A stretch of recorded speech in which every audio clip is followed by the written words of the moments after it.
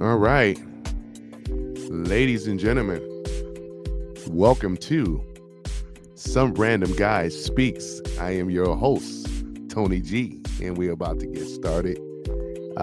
So this episode is going to be in regards to, the AI. We're going to talk about that and stuff. So, I just wanted to go over a few things and stuff. And then I'm gonna basically talk about some of the basic stuff, and then where the technology is going. I said I was going to change it up a bit, and things. So just gonna wait for people to come into the chat, and then we'll go ahead and get started. I hope everyone is doing well today on a Saturday. And things like that. I got to give a shout out to my posse. I got my posse. That's for Sherry, that's my posse right there. So that's for Sherry, and things. And then we got my road dogs, for the fellas that roll with me. Give a shout out to John Paddock or Paddock. Yeah, Paddock. And I just want to say John, it's been a while since I talked to him too. Omega, you know what I'm saying? You gotta do it right. And we also have Billy Sharp, ladies and gentlemen.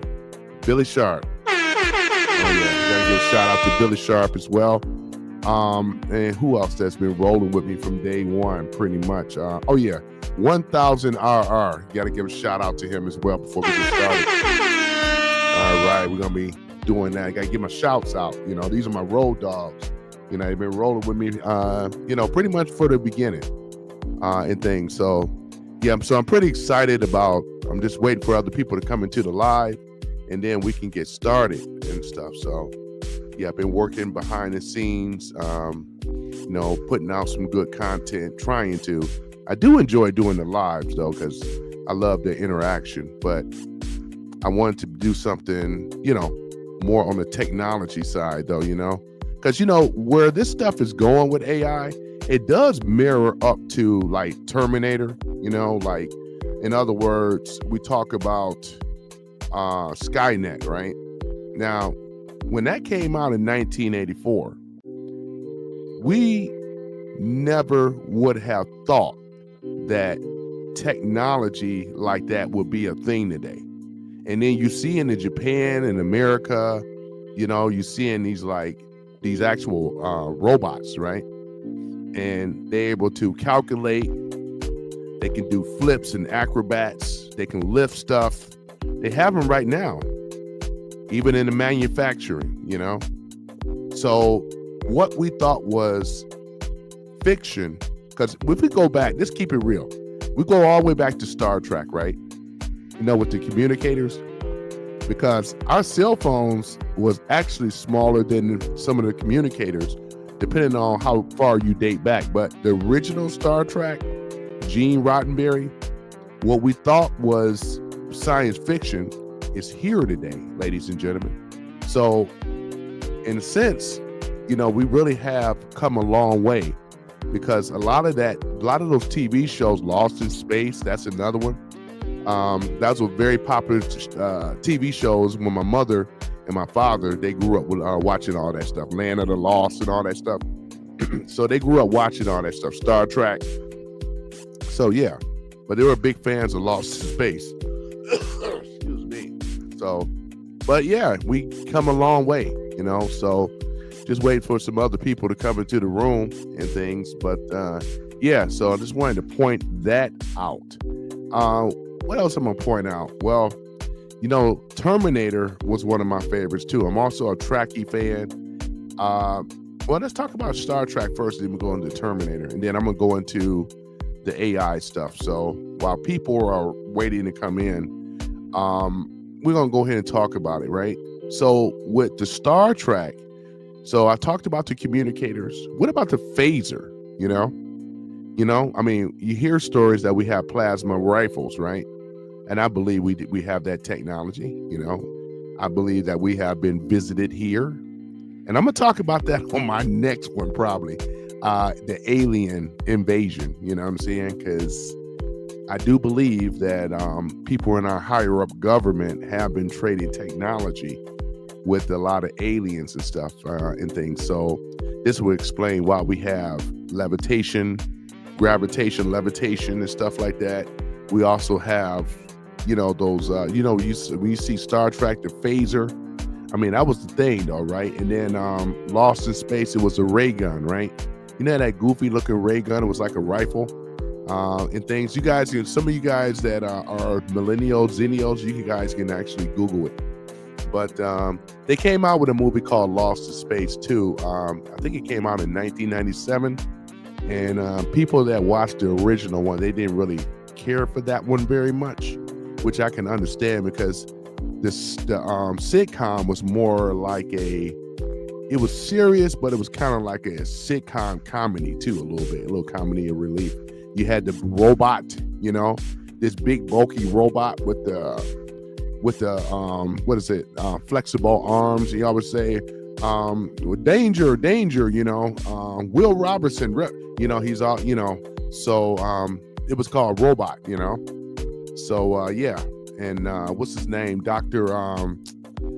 Because this TV show dates me, but I remember watching the reruns though, you know what I'm saying?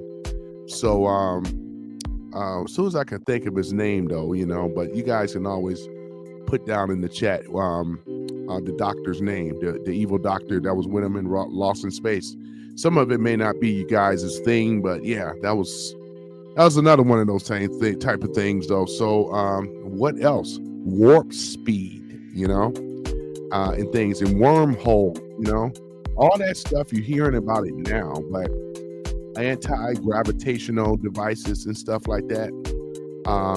They had it in Star Trek, they had it even in Star Wars, to keep it real, you know what I'm saying? So when they had like the space shuttle, and when it goes down to a planet and stuff like that. So and then they even had the artificial intelligence in Star Trek the whole time. Remember when they used to ask the computer information about the soil setting or the actual population on the planet and stuff? They used to get that type of intel information, or they could scan for it with their communicator, their tricorders, What I'm talking about, being a Trekkie fan, huh? Yep. So, but other than that, though, I guess we can go ahead on and get started and things, though. So I'm also want to let you guys know that I'm also on X finally. So not only that I'm on YouTube now and Twitch, but I'm also on X and things. So that's another thing I was taking care of. So now I'm on 3 platforms, actually 4 with Instagram, but I'm not going to do Instagram because they only they only allow you to stream up to an hour, which is pretty much cool, but depending on the type of audience I get tonight. So let's go ahead and go into it. So the current state of AI technology, let's talk about it. So when it comes down to the AI, though, what do you guys know about AI, artificial intelligence, right? So we talk about some of the things, computer vision, right? AI is increasingly used in images and video recognition, face recognition, medical imaging, right? Autonomous vehicles, right? All this stuff is put inside of AI that's supposed to make our lives a lot more simpler, comfortable, applications will include security systems, diagnostic tools, right? So these are some of the things that they will be using. We'd be using in AI, right? So we also talk about generative AI too. Some of the things like GPT, this is the most common one people are using right now. They use it in the schools to create text, images, music, and videos, Time after time, I use it as well. It's been a big help. Applications also, what would include like industries is what I'm trying to say.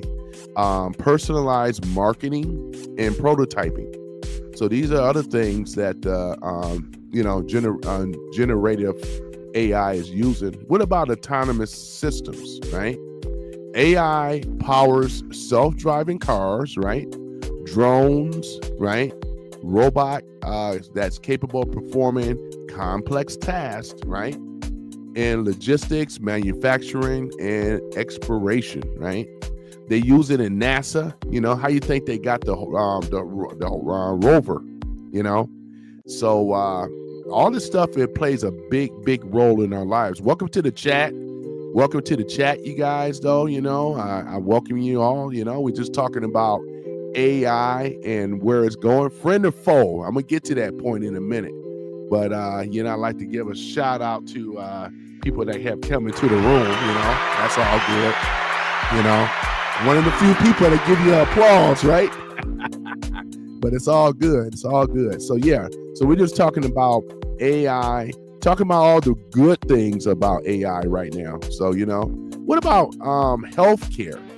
Have you guys ever thought about healthcare? AI assists with diagnostics, right? Of drug discovery, right? Personalized medicine, right? Predictive analysis, right? What about tools that predict models, right? And robotic surgery, right? Enhance healthcare outcomes, right? These are the things that are doing. It's all in the healthcare, man. You know, now that the tube is now the toothpaste is out the tube is what I'm trying to say. You can't put it back, you know? And I'm going to take a break on this part here as I go down my list. See, the thing about it, ladies and gentlemen, is that the future is here. The future is now, actually. You know what I'm saying? But when you start thinking about Terminator, you know, dun dun dun dun dun dun dun dun dun, you know, and you start thinking about that type of stuff. I mean, ladies and gentlemen, I mean, we are actually here, you know, Skynet, right? Where AI has already ventured out. It's doing millions and millions and millions of calculations. The more that it starts to absorb information, it's going to be controlling the planet, ladies and gentlemen. You know what I'm saying? And, you know, so I'm going to talk about some of the other problems with it later on, but just talking about some of these things, though, you know. Is it friend or is it foe? You know, that's the question, you know. So we talk about AI ethics, right, and regulations. Ooh. Now, this is another thing, though, too. This is a growing focus on fairness, accountability, transparency in AI. Concerns include bias, privacy, job displacement, and misuse of surveillance and misinformation. Here we go, ladies and gentlemen. You know what I'm saying? So these are some of the other type of things that you can use AI, and there's some smart people out here that can use it, man. Because I mean, I do believe that AI. Can you imagine though of getting AI to build some type of device where you can crack like code in order to break in, you know, some of these things that have like a digital security system, you know, the keypads and all that stuff. You remember in Terminator, that's what they were basically using. And what it was doing, it was scanning all the possibilities and stuff. AI is that smart, ladies and gentlemen. You know what I'm saying? It really is. It can outthink us. It can outcalculate. It doesn't make mistakes. Very, very, what's the percentage of a mistake on AI? You know what I'm saying? So, yeah, we're talking about it here, man. We're talking about it. But, yeah, I find this stuff very, very interesting. Am I growing? Is it a growing concern? In my personal opinion, I do believe that it does share some type of concern regarding AI, you know, because like I said, we already talked about the AI ethics and regulations, right? So once again, these are the things with some people that argue with the job displacement. This is a big one, right? Because if you're an artist, and I am, if you are, you know, and let's deal with the art for right now. AI has the capability, right, of replacing, right? It can actually replace artists, you know, with this digital art. I mean, it's putting out some great work, though, man. And I hate to say it, but, you know, this thing can outdraw me. What would take me some time to do in ink and color, they're doing it in AI, you know? I'm quite certain companies like Disney, what's the other one, Pixar, and all the rest of them are using AI. This makes a lot of sense. CGI, a lot of that is AI too, I mean, what used to take years to make movies, they're putting them out even faster now, man. You know what I'm saying? So the movies that we're watching, a lot of the, remember when Matrix first came out in the late 90s, I do believe. Yeah, what you thought, we thought that was high tech when you watched The Matrix, right? One of my favorite movies. But when you look at it today, because they were like one of the leaders of the CGI, look at Titanic, James Cameron, Titanic, the way they make that ship look like it was going down. That's why I don't get on cruises today, because of the Titanic. No, I'm not going to do that. I'm not getting on the cruise.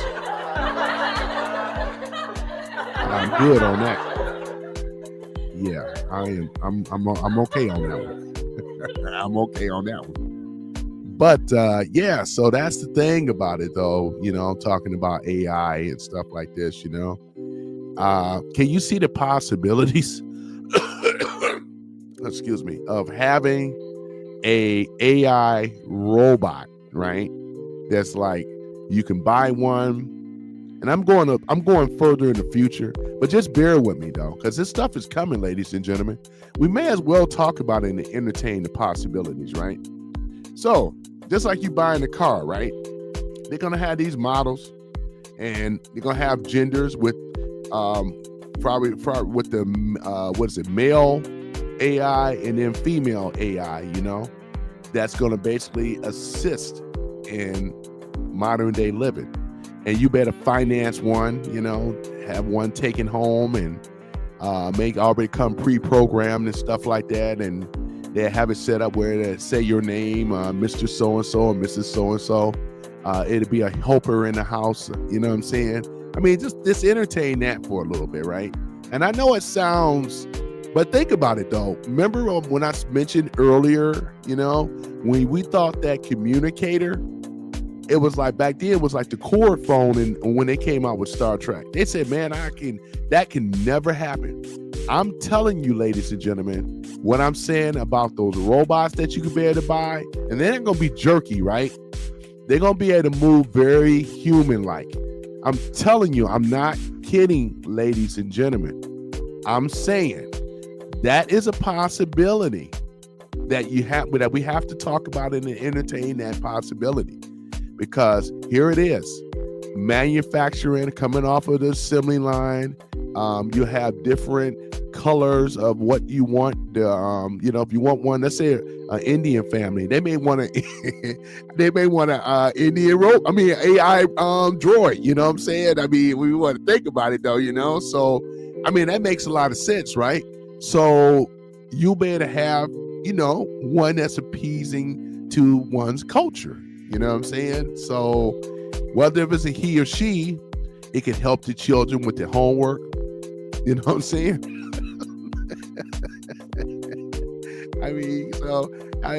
They can help the children with the homework and stuff, chores around the house. So what would that leave for the human though? It's like some of us already have a sedentary job already, right? But can you just entertain that thought, right? Of having a droid, right? I'm not talking about a robot now. I'm talking about an android, very sophisticated, like Terminator, right? It can pass almost for being a human. You know what I'm saying? So just think about that, ladies and gentlemen. We really are not that far in the future. I'm predicting they can crack that technology 2000. If I were to put a guess on it, probably talking about 235, between 235 and 240. I can see that. You know what I'm saying? I can see where, because I mean, right now, look at Japan, man. Look at those robots over there right now, and AI, we're just into it really right now. Can you imagine though? We are in the year of 2040, hover cars and all that. All that's possible, ladies and gentlemen. I haven't even talked about the hover cars yet, but we'll get there. But I'm just saying, though, with the robot, this is one of my favorite topics. I love sci-fi, So, I mean, can you imagine, though, Sherry, having that? I remember I asked you before about that robot, the android, because she lives on a farm. She owns a farm. So, excuse me. So she lives on a farm, or owns a farm, I should say. Live and owns a farm, right? Live on a farm, owns a farm, right? So, being able to help be a really, really great helper because it never complain. You don't have to worry about paying it and striking it and all this other kind of stuff, it'd actually be very good though, with the animals and stuff like that, milking the cows, and I can see that, right? And brushing down the horses, taking the horses out for the little, letting them out or letting them back in and everything like that. So what about being able to lift heavy objects? Absolutely. Some of those androids will be capable of doing that, Can you imagine, though? Because that's what Terminator, they were very strong, you know what I'm saying? Even the female chassis built androids, they were very strong too, you know what I mean? So talk about gender neutral, you know what I'm saying, with the androids. Oh man, that's something else though, man. That is something else though, quiet on the front though, but I understand you guys are doing other things. It's Saturday, because I'm gonna get out there too. It's Saturday, man. I know a lot of people are out there going to the movies, spending time with family, so I get it, But I appreciate you, listening to me, coming in and things. So where was I? Let's go back to where AI is going, right? So for the AI in our daily lives, right?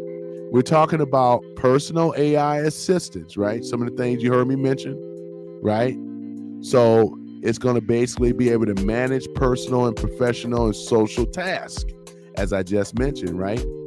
Integration with wearables, right? And things like that. So daily experiences, because, and that's another thing. And it's just going to get so good at it, because I already see a lot of humans in job displacement. It's going to be, because the manufacturing, that's going to be an issue. But and that's going to be another question. What will humans do once the AI is doing all the work?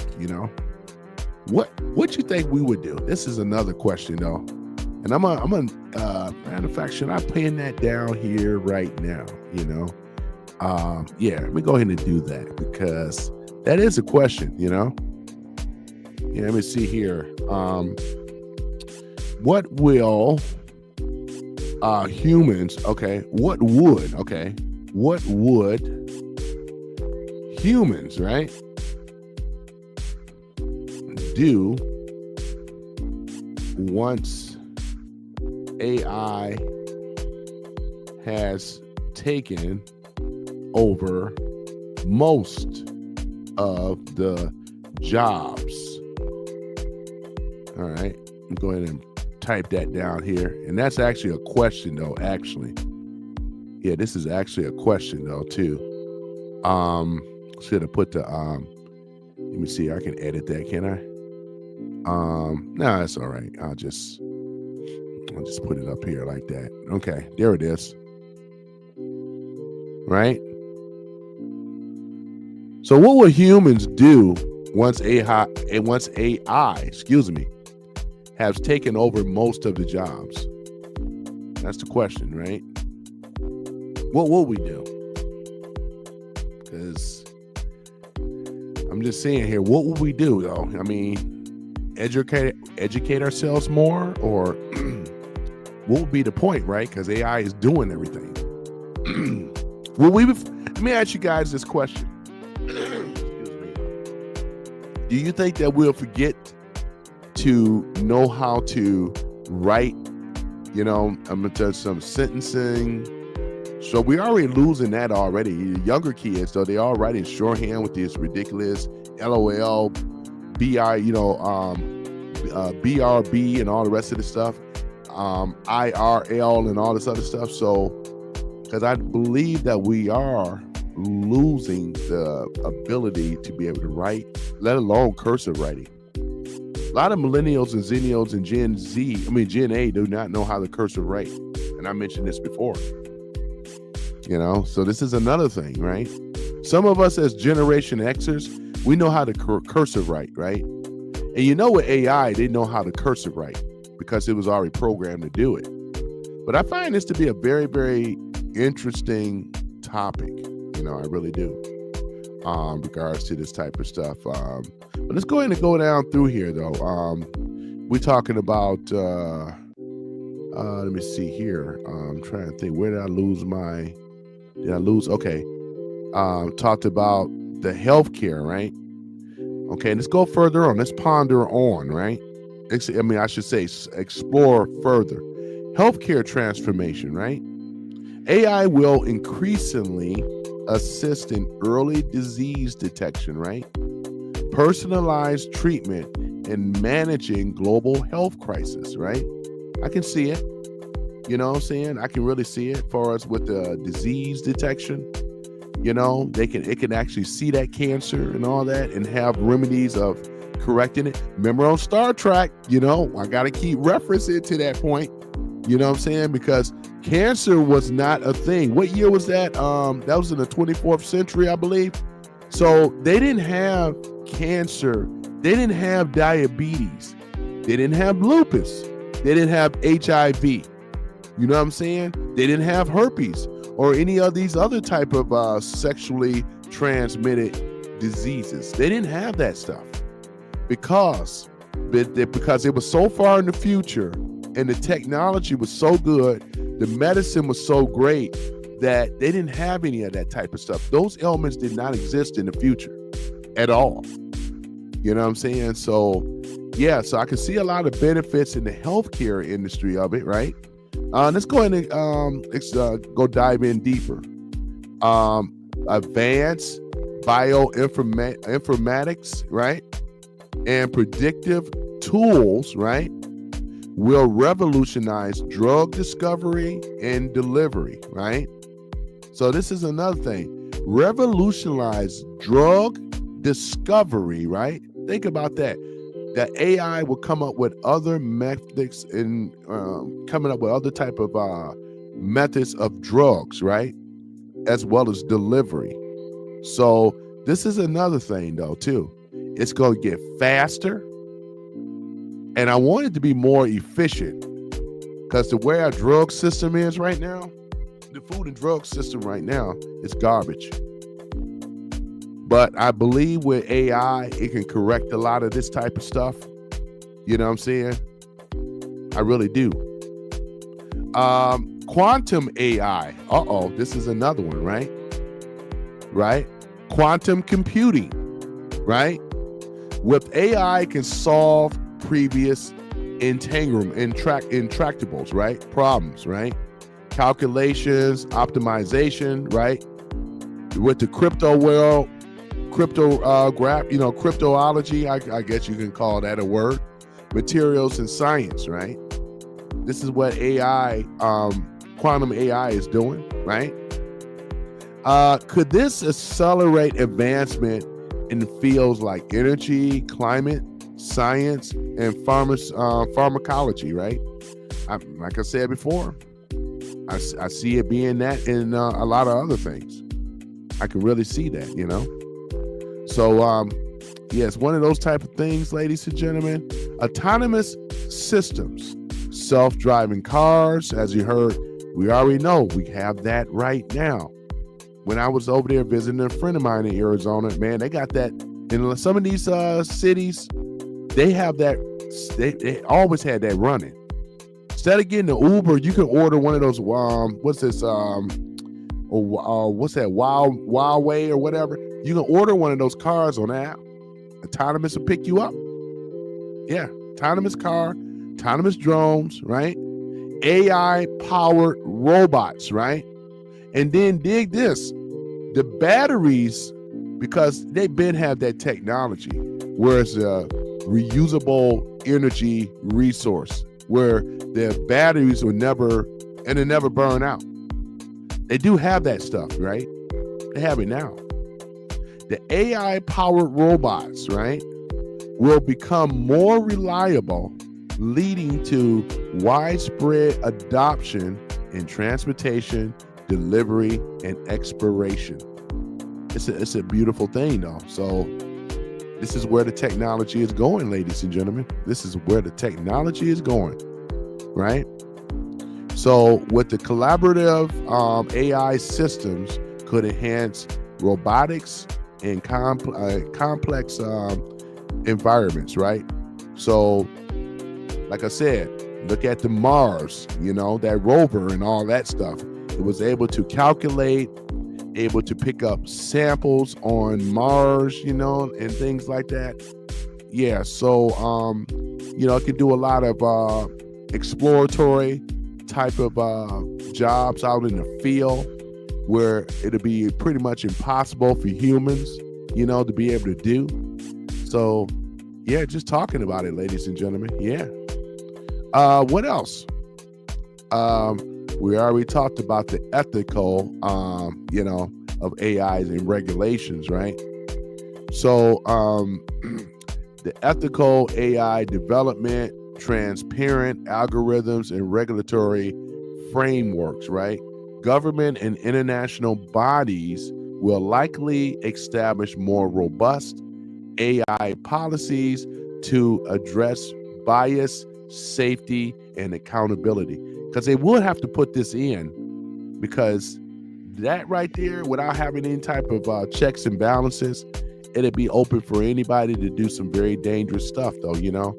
We just cannot. We got to have this thing regulated, right? AI and creativity. Generative AI will enable, right, entirely new forms of art, storytelling, and entertainment, as you heard me mention earlier. You know what I'm saying? So here it is, ladies and gentlemen. This is why you go to the movies now. We don't have to wait like years for the great epic to come out. We would have had this back with the days of Jaws, when it came out in the late 70s. I think it was 78, but it was a blockbuster, man. It was like a line wrapped around the theater. You missed those days, right? But that's where it was. We haven't had a blockbuster like that since Star Wars, right?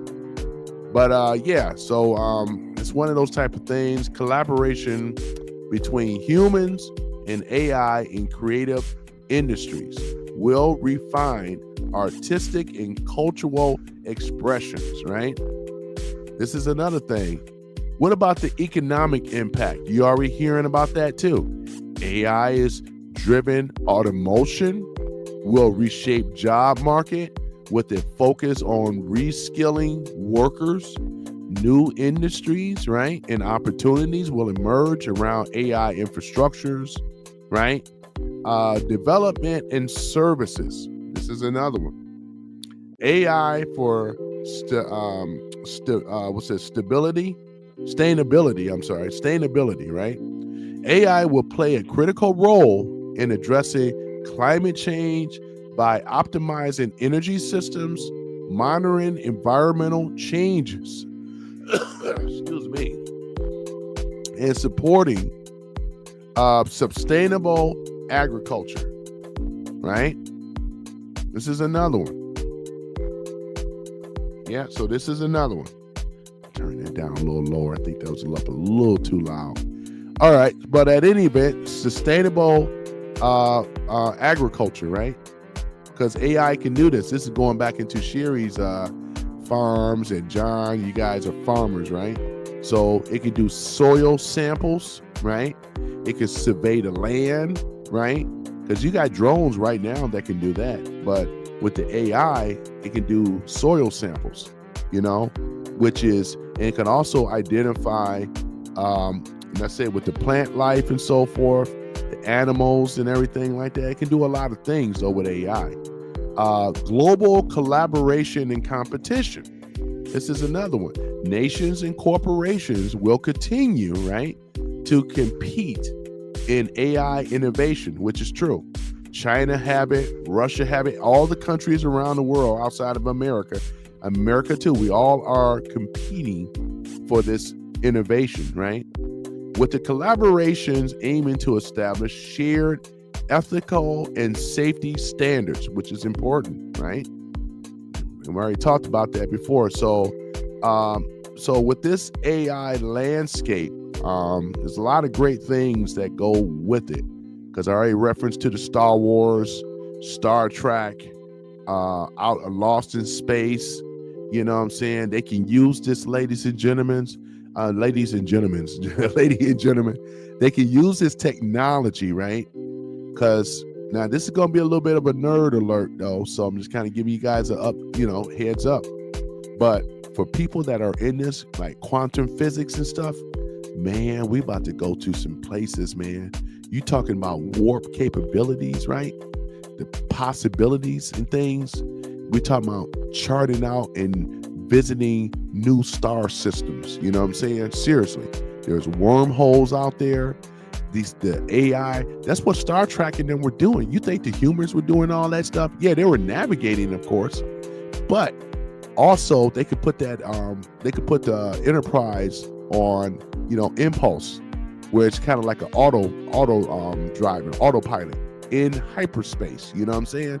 So there's a lot of things that AI is capable of doing. We already referenced to Terminator as well, too. One of my favorites, Terminator, right? James Cameron. Yep, Terminator, right? But yeah, this is the type of thing, though, it's now, far as with the challenges and things to consider, we talked about the ethical dilemma, because this is some of the fold of AI. Now let's go into it. We got to talk about the bad too. It's just how it goes. The ethical dilemmas, right? We're talking about balancing innovation with fairness, transparency, right? And inclusivity, because a lot of us got to be inclusive, right? Addressing, we're talking about AI surveillance, right? This is another thing, though, right? Far as with AI now, we know that things can be hacked into, right? Let's go and put that out. It ain't like hackers have gone away, but that's why they still need human intervention in regards to this. I mean, look at it right now. You still have like cybersecurity, right? Cloud security and all this other stuff, AI, right? But when it comes down to script writing and all this other stuff, I mean, look at it. You have like this AI can write script, ladies and gentlemen. I tested it. I've seen it. It can actually write script. Talk about Python. It can write it. It can write the script. No problem. You know what I'm saying? So addressing the misuse of AI surveillance, deep fakes, right? And autonomous weapons, right? This is another thing, though, too. So this is some of the dark side to AI, and I'm just getting started. But you guys, what so far? I've only been talking for like about almost 40 minutes. So regulations and governance, right? Defining a clear policy to migrate risk while fostering innovation. That's always the balance. Regulations and governance, between the two. Because like I said before, you're always going to have somebody that's going to try to outthink the system. It's just how it is. Nothing is foolproof. So, ensure AI systems are accountable and aligned with societal values. That's important. It's important, though, because we got a lot of our personal information, and things. So, it's just very important. Trust in adoption, right? Building a public trust through explaining AI by reducing bias and assuring data security. Now, depending on what generation you are in, I know with people that are baby boomers, they're not buying it. That's why a lot of them will not get in an autonomous car. Think about it like being, if you were to take it about 150 years back, right? And remember, before the automobile, right? Before the automobile, there was a horse and buggy, right? So with the horse and buggy, right? People that got into the horse and buggy, they were used to the horse and buggy. But when they saw that contraption that they call an automobile, do you think a lot of people back in those days wanted to try a automobile? They were comfortable being a horse and buggy, especially Amish people. Amish have not adapted to technology very much, and I don't know if that's such a religious thing, or is that just something that they pretty much decided not to do as far as with technology. Because when I find it kind of when I talk with an Amish person, because a hammer, that's an innovation. Horse and buggy is an innovation. Tools that they use are innovation. Now, I may not have computers, but it's still technology, still innovation, because what would you do without a hammer, a saw, right? A screwdriver? Those are innovations. You know what I'm saying? So, yeah, regards to that. Yeah, ladies and gentlemen. So, these are some of the things that I wanted to talk about, and in regards to the AI thing. Yeah, because I can really see it being a wonderful help, or it can also, ladies and gentlemen, be an issue when it comes down to, security, right? Ethics, because, you got hackers out there, hackers capable of doing that, Yeah. But yeah, so I said I wanted to do this, but I said when I was going to do this AI thing, I wanted to do it right. Because our next one I'm going to do is UFO stuff. One of my other favorites and things like that. Because there's been a lot of updates since then. I'm not talking about those drones and all that. That's another whole thing. Not talking about that. But yeah, so yeah, I wanted to talk about that. And yeah, so what else I was going to say? With the AI, I think we already covered everything pretty much, though. Talked about all the legalities and talked about all the information technology and stuff like that. And, oh yeah, I remember that movie iRobot. You guys remember iRobot? Now iRobot is another one, right? So many of those movies out there like that, man versus computers and stuff like that. We're on the brink of being taken over by AI. There's one man, John Connor, that led the resistance, and things like that. And, but yeah, so it's just one of those type of things. But other than that, ladies and gentlemen, yeah, we just over here. Yeah, it's like a cold audience tonight, though. Let me tell you, though, a cold audience. Yeah. Let me ask this joke here. What did the big chimney say to the little chimney? What did the big chimney say to the little chimney? You're too young to smoke. I know it's bad, isn't it? It's really, really bad, Yep. Yep. So got those type of jokes, right? Those type of jokes, But did I tell you that the Prius, man? And when I first owned the Prius, man, one of the worst cars. I never knew it, but it says scream liberal big time, though, big time, when people do not like being behind a Prius. Let me tell you, you get passed up by a Prius. No, I'm talking about, I have one of the Priuses with the nostalgic body, the iconic body shape that people do not like, man. I'm gonna tell you though, man. When I was driving it, I used to get so much flack driving it, because people didn't like being behind me. They didn't like it. But guess what? When I was over in places like, when I was pulling up over there in places like, let me see, Whole Foods. That's one of them. Plum Market and some of these other places. I would pull up over there, man, and I feel like I'd be right at home, be like 5 or 6 Priuses, let alone Teslas, Some dumb comment. I'm a communist. AI would not be an issue. Oh, wow. A communist AI. Huh. would not be an issue. A communist AI. What is a communist AI, if you don't mind me asking, some dumb? What is a communist AI? What is that? Never heard of a communist. I know what a communist is, but I never heard of a communist AI. So what is that? I know you're not AI, but what is that? What is that? In communism.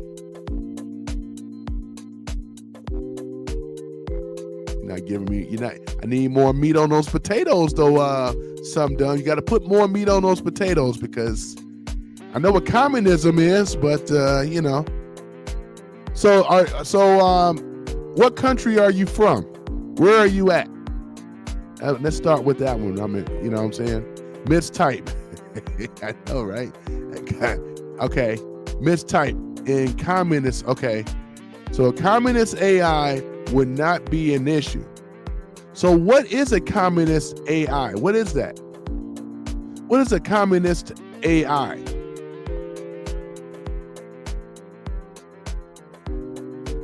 What is that? I'm asking, like, give me the meaning of what a communist AI is. I never heard of that before.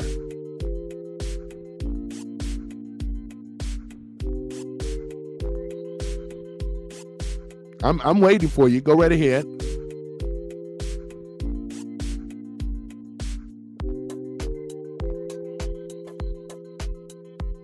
Go ahead, some dumb. I'm waiting for you. I'm just trying to understand, what is a communist AI? Yeah, I got time today, Just be AI, but no worry about taking job. Just be AI, but no worry about taking job. Communist AI. Well, here's the thing about it. With technology, there's always a level of, when innovation comes around, there's people that will be displaced out that technology. For instance, the forklift, right? Because they used to have guys have to, you don't want to be out here loading that thing up. So there's a lot of things with innovation, that come with it. So the same thing. I mean, right now, they don't even need a guy with a forklift no more. Amazon and the fulfillment centers, they got these robot things that's laid flat that the pallets can sit on top, and they can just move around and things. So, I mean, you know what I'm saying? So it's one of those type of things. But I think I know what you're trying to say. But some dumb says some dumb just says excuse me. Okay, get you that Jetson life style, 4 hours a week. Yeah, yes, that's a good thing. You know what? You just reminded me about Jetsons, man. Jetsons. I know it was another cartoon. Yeah, because I used to watch the Jetsons, There was this family in the future, you know what I'm saying? And they lived up in the clouds. And they had the technology, the jetpacks and all the rest of this stuff, They really did, man. They had a lot of stuff. I mean, right now, we're kind of like living in the Jetsons in Star Trek. We're just not living in the sky. I don't know if I even want to live in the sky, though, to be honest, though, I don't know if I would want to do that. But everything else, we do have that, though, We got the wristwatch. We can communicate with people, and all this other kind of stuff. So, I do see that. Some dumb says AI in capitalism just means it will be easier to exploit others and pay will decrease. Exploit others. Some dumb is English is your first language, or is this your second language? Sound like it's your second language, which is all right. Because I know certain words may not translate over. except work hours. So English, I know English is not your first language. What's your first language? What is your mother tongue, Some Dumb? I'm just curious. What's your mother tongue? In other words, what is your family language that you speak? Your people language. What do you speak?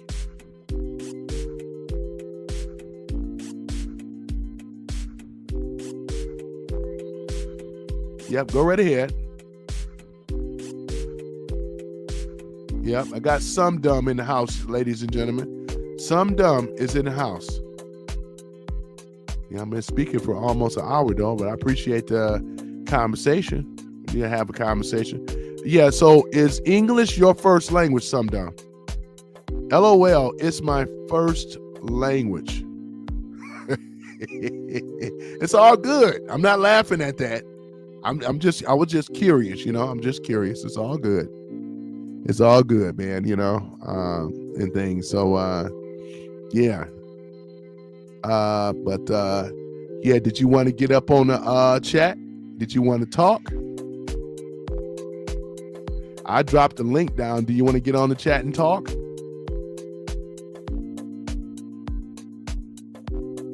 Okay, hold on for a minute.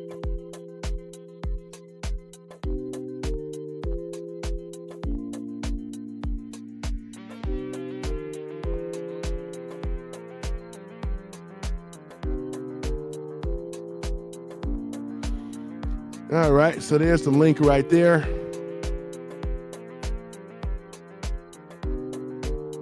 John Paddock, I'm not worried about my job security at this point.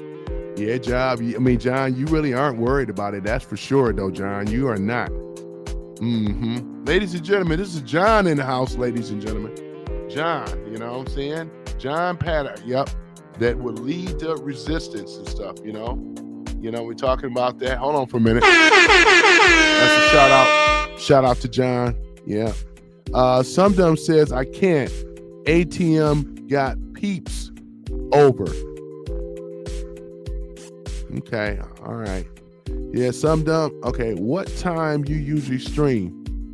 I usually stream in the mornings, but on the weekends around this time. I usually stream in the mornings, but lately with my schedule, But you're more welcome to come back, though. I would love to have you on live and we can chat about this, though, Yeah, so, yeah.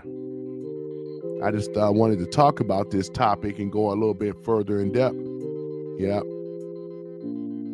Yeah, John said he's not worried about it at all, though, John. You a farmer, not being taken over? Okay, at the moment. Okay, at the ATM. Yeah, you be careful at the ATM though too, because around here, that's not a good thing. I don't think it's a good thing anywhere, being around the ATM, even a drive-up ATM. Yeah, you gotta be careful, Yeah, John, man, it's been a long time, man, since I've seen you, man. I know you've been busy. I still been talking with Sherry too, those animals and stuff like that. John, in the future, you can go ahead and finance one of those androids, maybe a female one, and dress her up like a farmer, and have her to go out there. Weather would not be a problem for those things, They can go out there and, take care of those animals and stuff like that. And I know, right? I'll be back later. Okay, no problem. Okay, Some Dumb, thank you. John says, did you see the story about a woman that was trapped in a Waymo robot taxi while it was stuck doing circles? Yeah, I have heard about that. I've heard about those things too. Yeah, I heard about those things. Yeah. You won't see that in my lifetime. You won't see that in my lifetime. John, I take it that you won't even entertain of getting in one, right? Let alone being trapped, because it's like a lot of stuff that I said before, with some of the type of technologies that we have to overcome. But yeah, I hear what you're saying, though, John.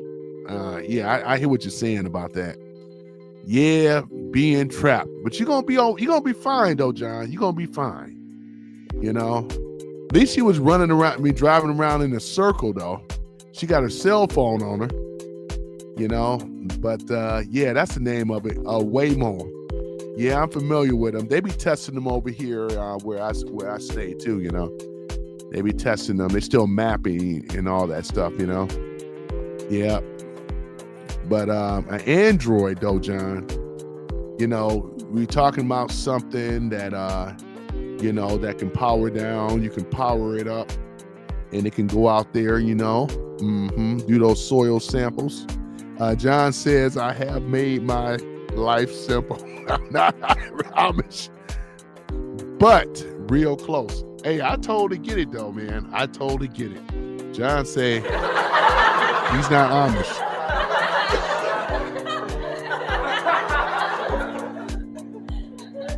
Yeah, I totally get it though, John. I mean, yeah, you're not Amish though, but yeah, I understand. I totally get it though, man. I totally get it.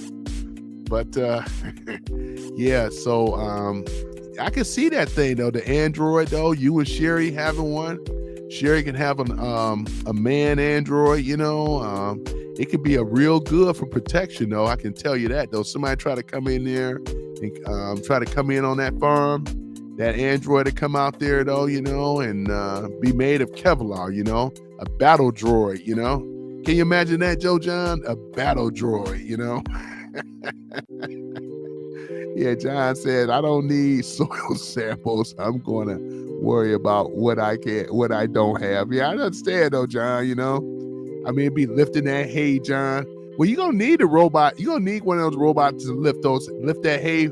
You know what I'm saying? Bale that hay. You know what I'm saying? It's gonna lift that hay and everything. Breast the horses down. You know, and all that. You know, yeah. John said he don't need no help with no Android taking those soil samples. You know. Oh man, you know, I hear what you're saying, John. You know, I hear what you're saying, though. You know.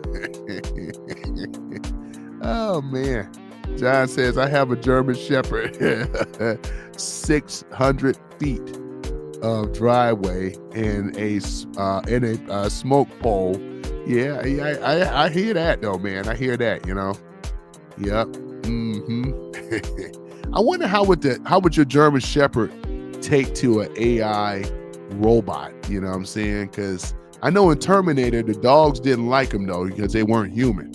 They were barking and everything and growling at them, you know. But yeah, only way that you could be a detective if it's a human or not, you know. Yeah, my robot self, you know, being able to calculate, not make as much mistakes, you know. That's about being human, man.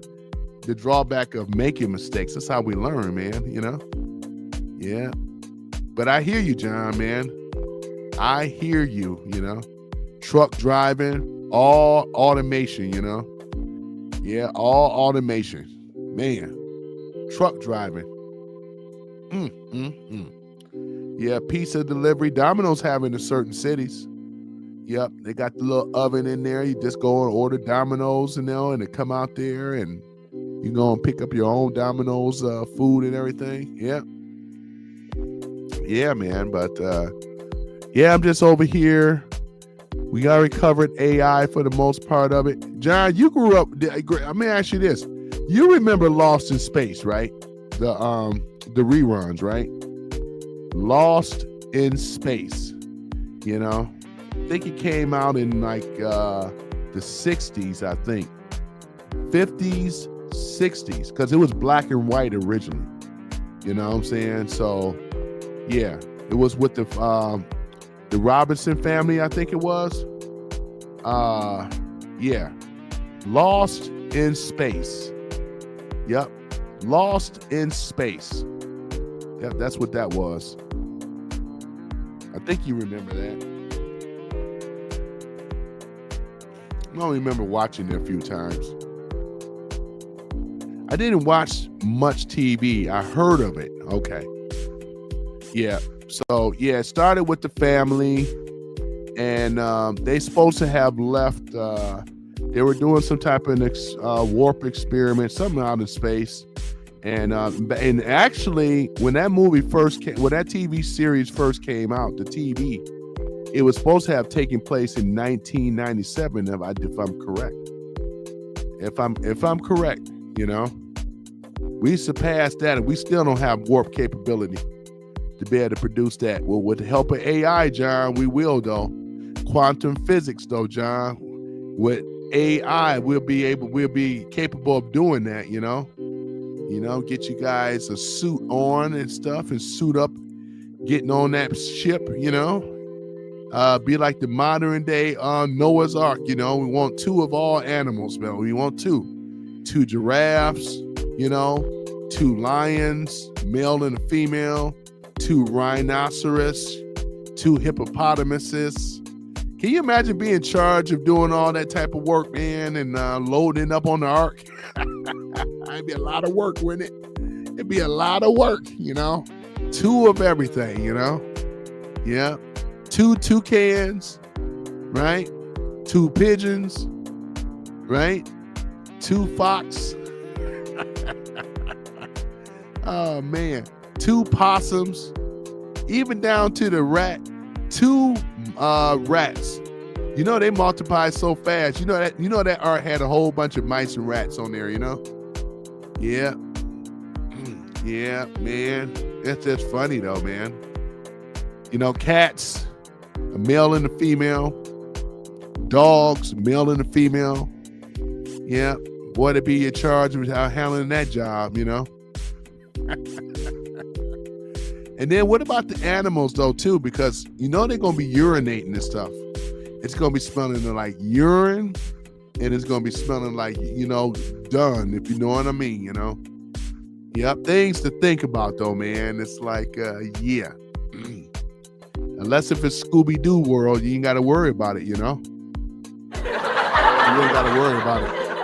You ain't gotta worry about that.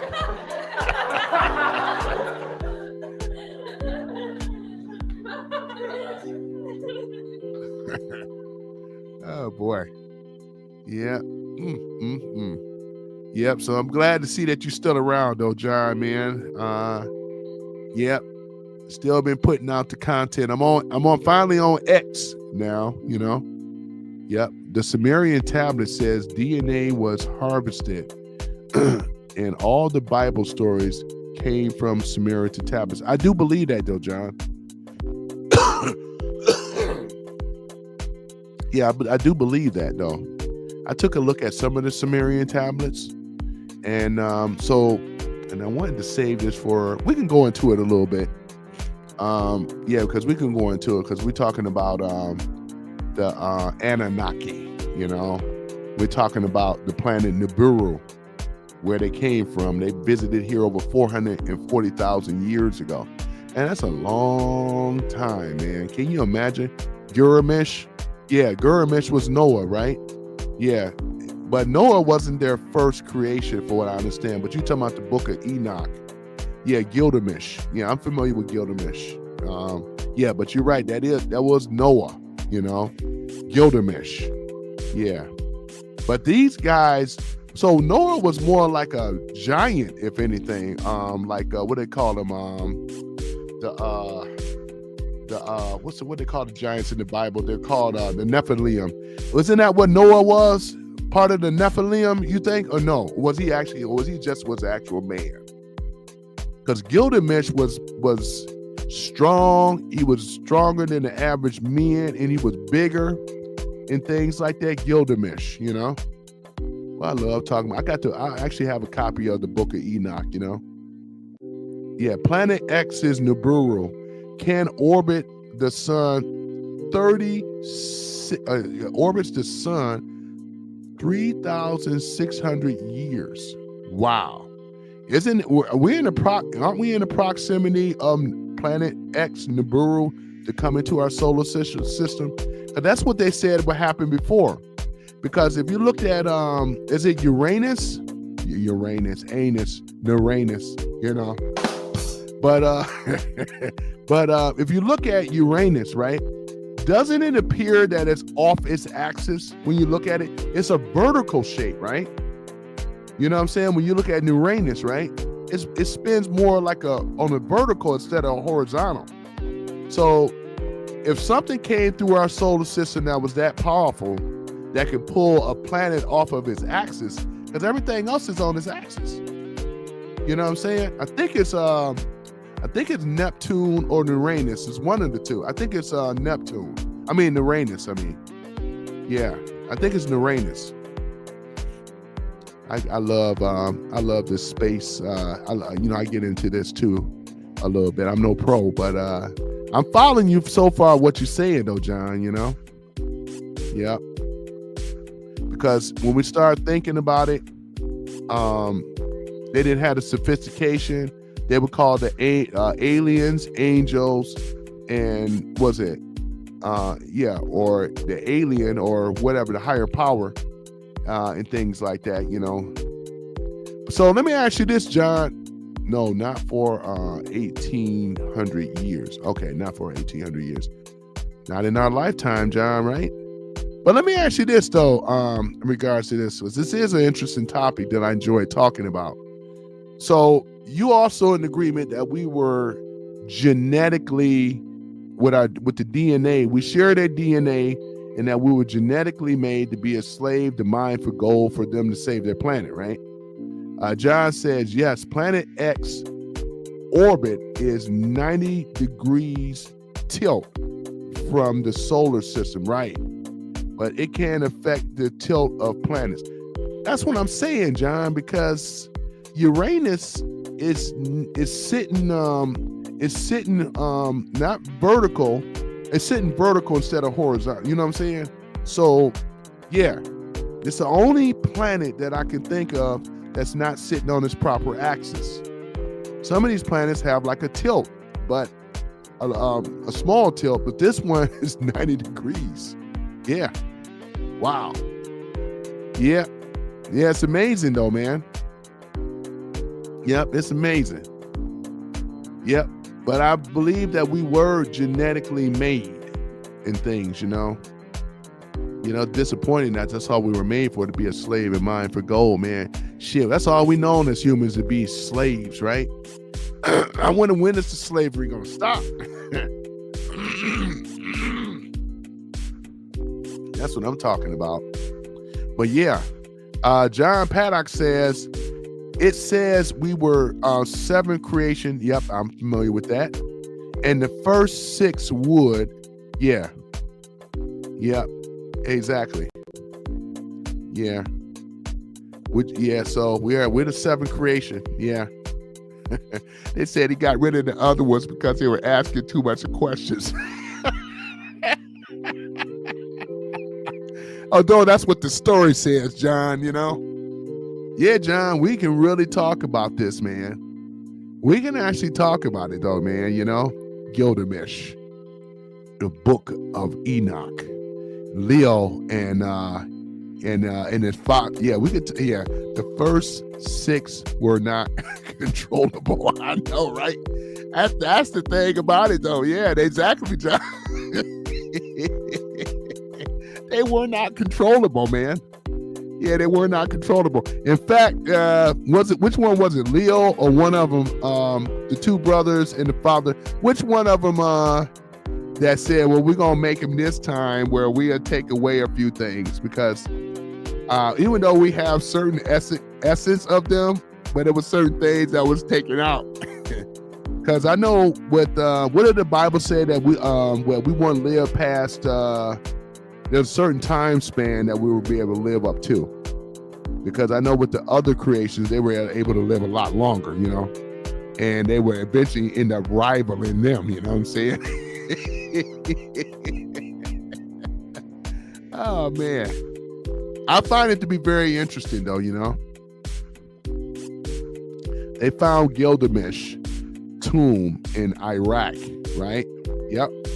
And never opened it, supposedly. Yeah, supposedly. I believe. Supposedly. I believe they opened it. Just like they went into the pyramids and the sarcophagus, same thing, man. I mean, it was always about looking for, what is it, the hidden energy source. We can go back into it now, John. What about the covenant, the golden arcs? I think there was 10 of them, and they were only able to find 6 of them, right, in the pyramids.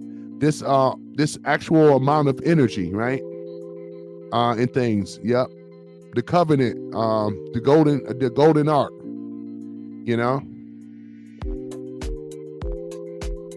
It all ties up, though, John. It all ties in, but like different parts of the world, Yeah,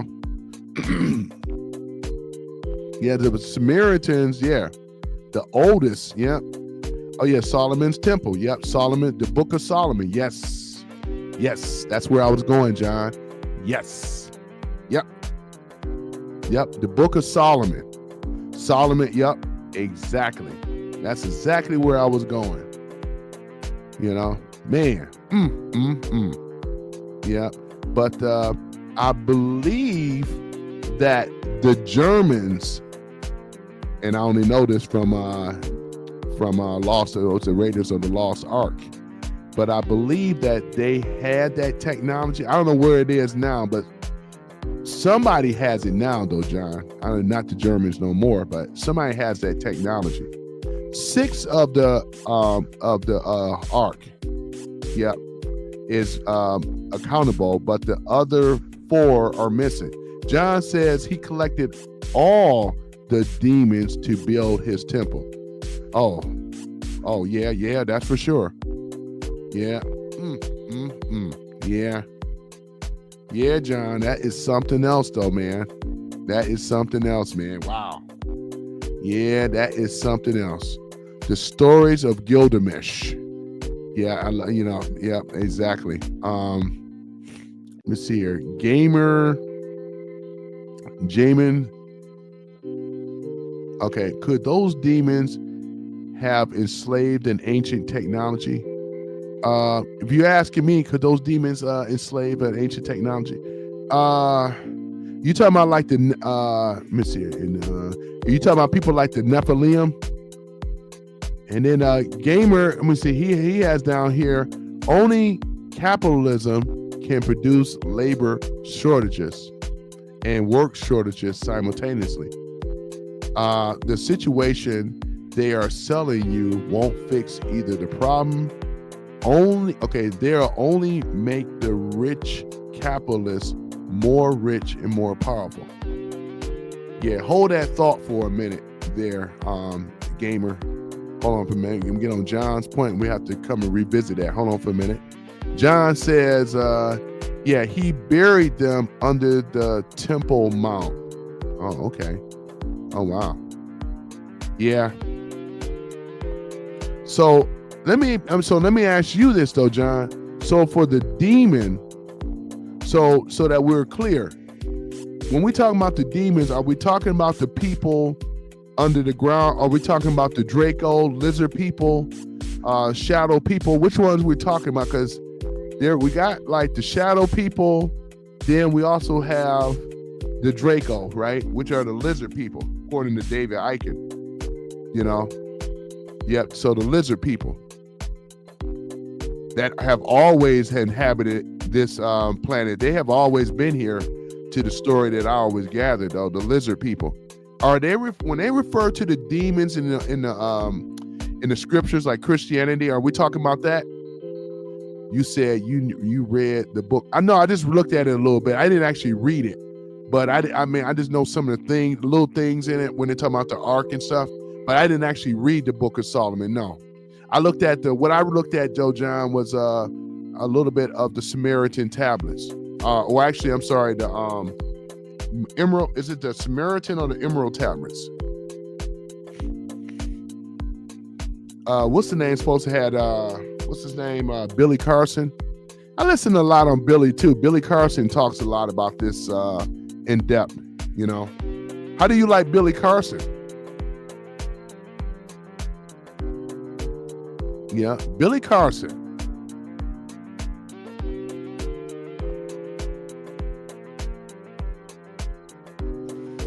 have to go ahead and really get into the Book of Solomon.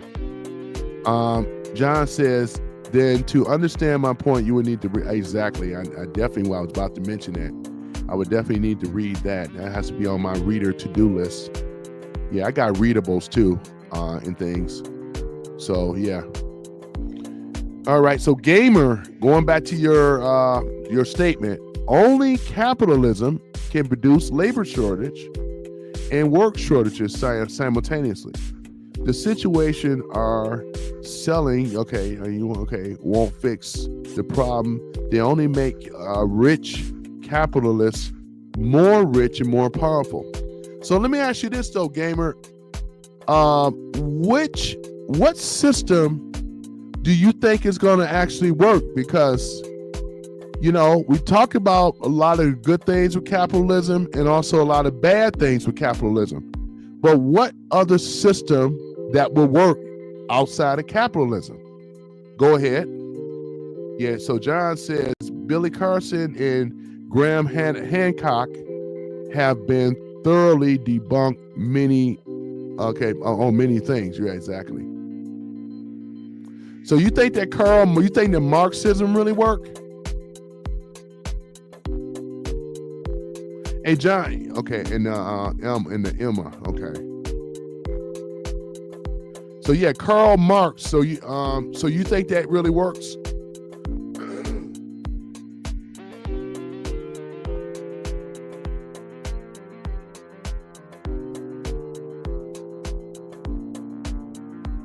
Because to my knowledge, with Marxism, because I read the book of the Communist Manifesto. So when we look at socialism, Marxism, communism, all those type of isms, there's nothing more than it's still communism, however you try to slice it and dice it. So, because under communism, we have a centralized government, right, that controls everything, and they also dictates what people are going to do as far as occupation and everything. The government has the control on everything. So, and I find with these types of, when they cut pieces of communism and try to make it fit for the world to be a solution-oriented solution. The problem with that is that I still think that we have a better system with the Constitution, better than communism or forms of communism. Either way, gonna get corrupt. Here's the thing about it. The reason that our system under the Constitution was corrupt, because in order for our system to work, it has to have the people, which is the government. The people have to be educated enough, steadfast, and stay on their purpose to not allow a tyrannical government to take over. And that's exactly what it did. I see your criticisms of capitalism, because we have a lot of corruption right now. And there's no denying that. And the reason that is, once again, because the people fell asleep. This is why Benjamin Franklin said, if you can keep it, freedom, liberty, and the pursuit of happiness, right? That is what that's about. But the people is the number one thing, the people. Because if you put people to represent people, and the founder and fathers did not see that the military industrial complex was going to be an issue. They didn't see that. They didn't foresee that. That's where the problem is. One of the main ones. They didn't see it. They couldn't see everything. The person that brought that up was Eisenhower. He said that the dangerous force on the planet, in so many words, is the military industrial complex. That is the problem, because we know with the military industrial complex, what is it that they do? Well, they take over our political people. A lot of our political party, like you said, this is where the corruption is. They have bought our political leaders that's supposed to be on the, looking out for the good of the people. It's not the case at all. It's not the case at all. Goes back to what you were saying about the corruption. In order for this thing to correct itself, make a long story short, is that the Federal Reserve Bank has to go, as well as the military industrial complex have to go.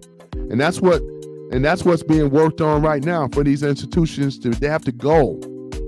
And then the big government that they have been doing, because right now we're not decentralized. We have become a centralized government where they have spread out in our walks of life. We can't necessarily say that we have freedom, liberty, and the pursuit of happiness when you got all this going on. Those institutions must go. And then when they go, then we can hold our politicians at a higher and a better standard, because we would want not only get rid of them, but we have to stay steadfast, because evil never sleeps. Evil never rests. It's always thinking. And it will try, if let's say we got rid of it, it's going to try to work its way back. It takes some time, because that's why I don't have a lot of faith in people. I don't. No offense, but I just don't. So Gamer says political corruption is too dang profitable for the shareholders. Gamer says we need people for the bottom to raise up like they did with Teddy Roosevelt. Gamer says he was elected 4 times. John Paddock says, yes, they did. Back then, they had the East Indies companies, which was a private army contracted by the English government. Exactly. Exactly. There's no system that's going to be perfect. But in my opinion, because I live in the United States, I believe that it's still the best system of government than any other system on earth. That's why everybody coming here to America.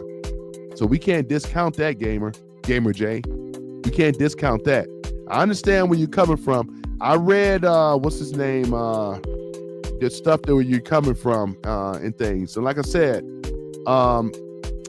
there's some drawbacks of it because it's rooted in communism. Let's just go there. Marxism is still rooted in communism. Socialism, it's all rooted in communism. No matter how we dice it and slice it, right? Because if it really works so well, who has a pure form of that? Russia? Russia had it. North Korea has it. China used to have it. I mean, you know what I'm saying? Gamer J says there are pros and cons to everything system. Absolutely, there is. But what I don't like about, let's say communism, I'm just going to call it all communism, because it's still a centralized government. That's the problem right there. It's centralized. And what make the Constitution in this country in that time, it was about decentralizing, because the founding fathers knew what being under a private bank. Look at the UK, look at the tax situation. The Bank of International Settlements, one of the oldest banks in the world that still exists over there in the UK. So they have a centralized government, right? In a sense, right? They really do. Sherry says, how ironic. I posted a cartoon on my news feed today on Facebook. It was about, okay, it's about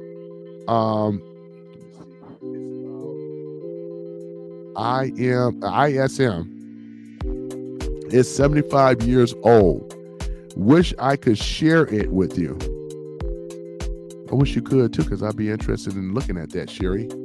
Oh yeah, gotta give Sherry her that's her special heart thing, you know, for Sherry though, you know.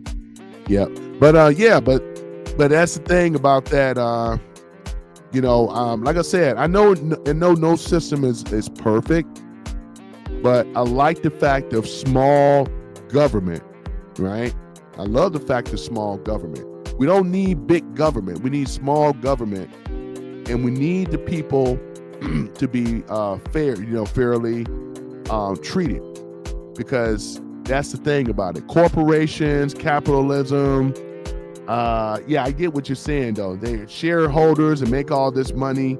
and things like that, not, sharing the wealth with all the other people and all that stuff and going there. But I guess the question I'm going to ask, hey, John, you're a capitalist, aren't you? You and Sherry both are capitalists, right? You guys are capitalists, right? I'm a capitalist. You guys are capitalists, right? Who in this room is a capitalist? And who in this room is not a capitalist? Who is a Marxist and who is a capitalist in this room? I'm just curious.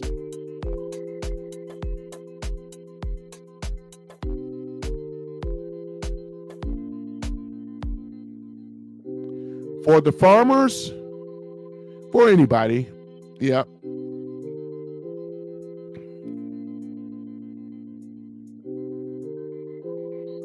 Because you would be a capitalist.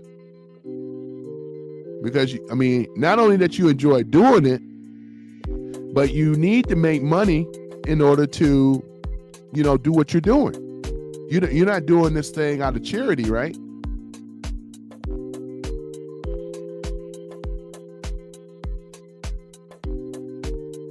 Right, exactly, right? It is a loaded question, though, John. It is. But you are being compensated for it money-wise, though. This is what enjoys you to be able to have the lifestyle you do. I'm not calling you out. I'm just saying it just goes to the point that most of us in this country are more capitalist, because the thing about when we had free trade and we didn't have a lot of regulations where you can actually go into business, make a living, and basically enjoy freedom, liberty, pursuit of happiness, doing something that you enjoy doing. This was about being American. Sherry says, you would really have to understand the definition. Okay, let's do this here. All right, no problem at all. Let's go to the definition. I can do that. Hold on for a minute.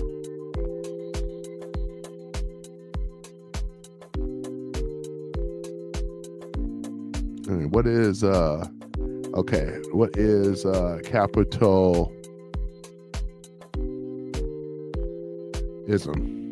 All right, let's get to it.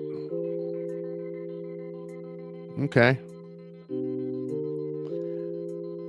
All right. Capitalism is an economic system, excuse me, which capitalism is an economic system in which the means of product, such as business, factories, and resources, are privately owned and operated for profit. In a capitalist system, economic activities are largely driven by market forces such as supply, demand, and competition, rather than being controlled by a government, right? Some of the things I mentioned earlier. Private property, individual businesses can own, buy, sell property, including land resources and goods. Free market, right? Free prices and production levels are determined by interaction of supply and demand in the market. Competition amongst businesses encourages innovation and efficiency. Profit motive. Individuals and business operate to generate profit, which serve as the primary incentive for economic activity. Minimum government intervention, right? In pure capitalism, the government has a limit role, excuse me, often restricted to enforcing laws, protecting property rights, and maintaining order. This contrasts with mixed economic economies where governments may regulate or intervene in certain areas. Voluntary exchange. Transactions between buyers and sellers are made freely without allowing for mutual benefits, right? So this is basically some of the things that I'm looking at right now with capitalism, and there's a lot more, right? We're talking about economic efficiency, consumer choices, incentive and innovation, economic growth. Some of the criticisms is what Gamer Jay was saying.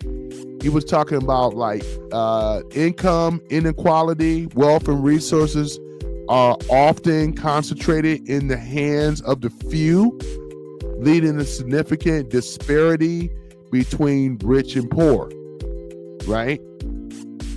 Exploitation.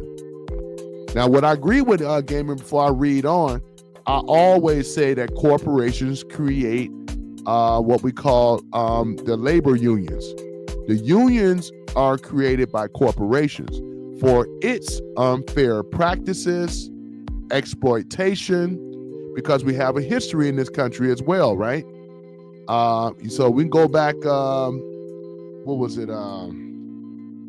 There might have been FDR, but when they had like the labor, when they had the credit of the union and all this other stuff, and things like that. I think the gangs, the gangs in New York and all that other stuff, we started going in the history of all that, the Irish, how they were treated in America and all that other stuff before the labor unions were created and stuff like that. And we see how the labor unions even got corrupt, even though it started off as a good thing. But I get it. So market failures, right? Free market may not address certain issues like environmental, right? Degradation, public health, and economic crisis. Overemphasis on profit, right? A profit-driven system may prioritize short-term gains over long-term societal or environmental well-being. Can somebody say Uber and Lyft? There's a lot of other companies, DoorDash, Grubhub, a lot of these gig worker economies or whatever. Look at Uber and Lyft. Look at a lot of these other companies, right? They don't necessarily treat or pay their workers very well at all. You know what I'm saying? John says, so, no, I guess I don't operate under capitalism, as many markets are controlled by the few huge meat packers, right? And a few large dairy co-ops that fringes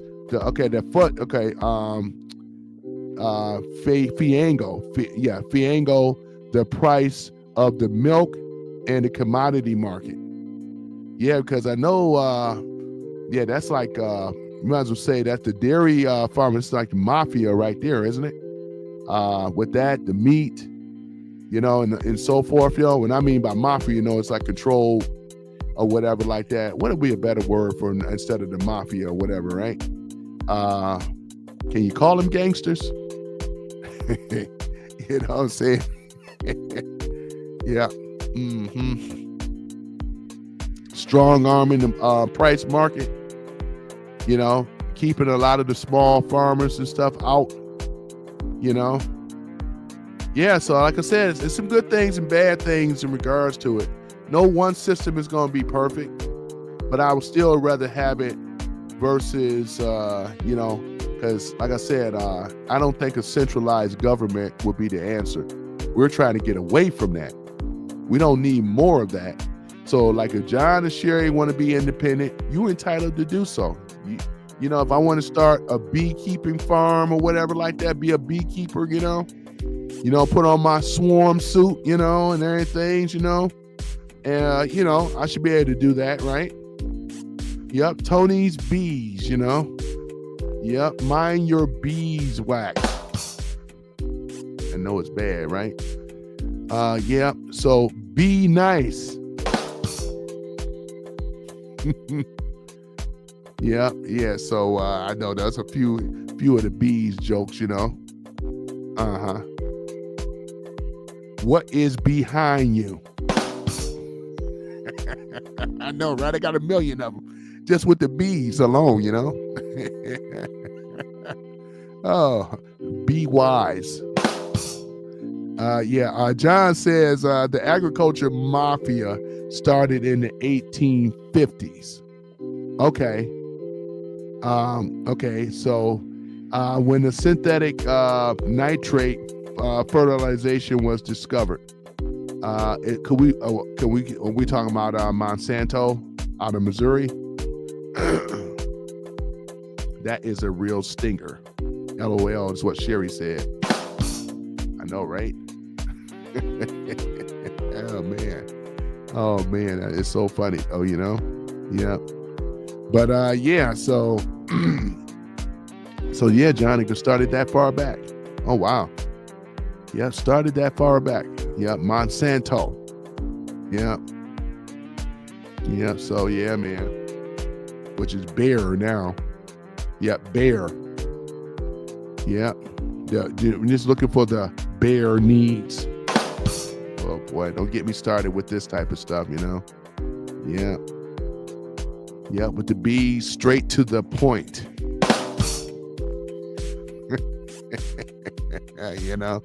Oh yeah, oh man. Yep, that's something else. So yeah. Yeah, so that's the thing about that though, guys. Yeah. Yeah, this stuff yeah, excuse me, but yeah. So that's the dilemma though. Yeah, that's the dilemma with this thing. No society, nothing is perfect. But yeah, Gamer J, man, I appreciate you, man. I'm getting some Twitch. Twitch. You come from the Twitch area over there. That's cool. I don't have anybody from X yet. You guys are more welcome on X, as well too. I'm on X. So yeah. So I appreciate you guys checking it out. We've been talking about AI earlier. For those that are just coming in now, I already went over the AI stuff, talked about that, the good, the bad, and the ugly of AI technology. But I'm just looking forward to John and Sherry owning a private Android. It could be of male or female gender, we look a lot real in things, and then it'll go back up and regenerate, and then come back out in the morning and see to those animals and everything, and things. So, we're talking about farming. We're talking about cleaning up the poop and all the rest of this stuff, It's a dirty job, but somebody got to do it, You'll never have to worry about no uprising. You ain't got to worry about the android stealing from you or whatever, or anything like that, Yeah, it'd be a good thing though too. You can even have an animal that look like you're gonna look like an animal, but it can be an android too. You know what I'm saying? Yeah. How do you guys feel about having your conscious put into an android? Putting our subconscious, putting our conscious inside of an android. What y'all think about that? You think that like a surrogate, we don't have to worry about broken arms, broken legs. They can repair that, or we can be able to repair ourselves, What you think about that? No more sickness. No need to eat anymore. Don't need to drink anymore. What you think, guys? No more beverages. No more sickness. Right? No more I'm tired. No more I'm lazy. I don't feel like doing anything,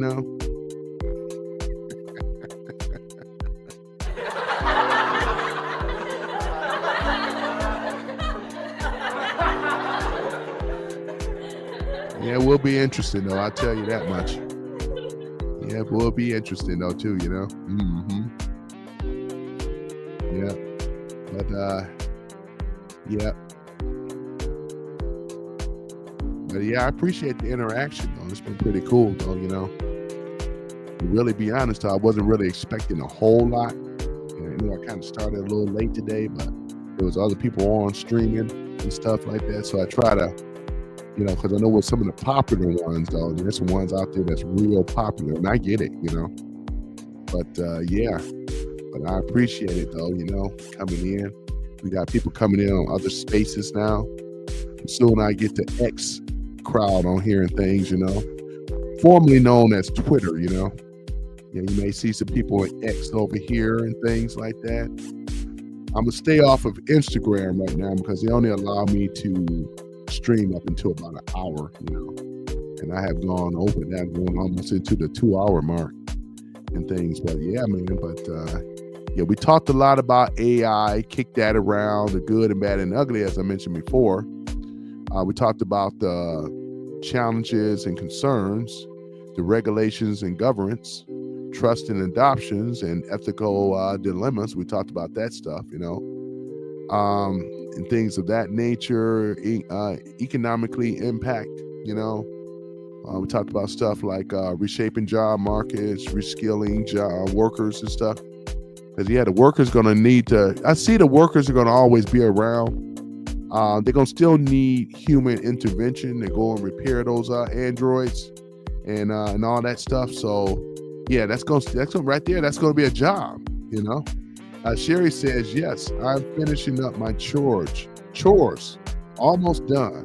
I don't like Android things though. But yeah, Sherry, once you wouldn't even have to worry about those chores no more. Because that Android to be in there working or whatever like that. You can even give it a country accent if you want. In fact, if you don't want it to be a man, you can always have one that look like a female, put a little wig on her, and put a little overalls on her and boots, and the Android don't care what it look like, Yeah, what you think about that though, Sherry? Going out there, and if I had some foreign music on right now, I said I wanted to do my move, my cow, Sherry said I like doing it though. I know you do, Sherry. It's all good though, It is all good. Yeah. So the only thing that Kyle gonna say to Sherry is move. I'm on the road tonight. Yeah, your cows, that heifer, Yeah. Oh yeah, it's all good. Yeah, it's all good. Yeah. Yeah, I got to get myself a cow sound for you guys. I said I was gonna do it. Yeah, the good one that says the moo. Yep. Well, they got big heads, don't they, man? I was up on the cow, man. I said, man, the head is so big, man. Gosh, my dog, man, wow. I don't know if y'all can hear that or not, but it just said moo. That is the sound of a cow, all right. Let's see this one. Yeah, that's okay. That's just, hold on for a minute. Let me do this here. Hold on for one moment. Got that music playing in the background. Hold on for a minute. I done got so used to it. One of my favorites. Okay, there we go. All right. Yep, there we go. Yep, that's a there you go. There you go. That's the cows right there, ladies and gentlemen.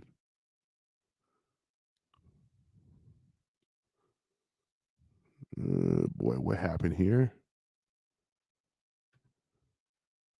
Come on.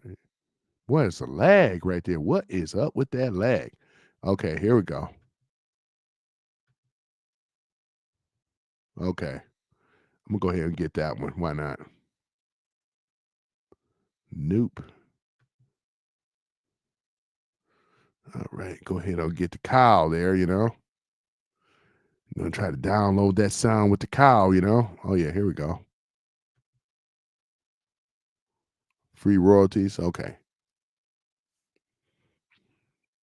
Yeah, I gotta spice it up. I forgot to put some. Okay, can't hear. Oh yeah, I got you. Hold on for a minute. You know what I need to do now, Sherry, don't you? Don't you? You know, I figured that out. Hold on for a minute, Sherry. Hold on for a minute. Gotta go back over here and turn something on. Here's my sound thing over right here. Hold on for a minute, because I'm gonna go ahead on and do that. Okay. Um, I'm gonna take it off of the USB one. I know it's bad. I know. Yep. Do. Write down all USB.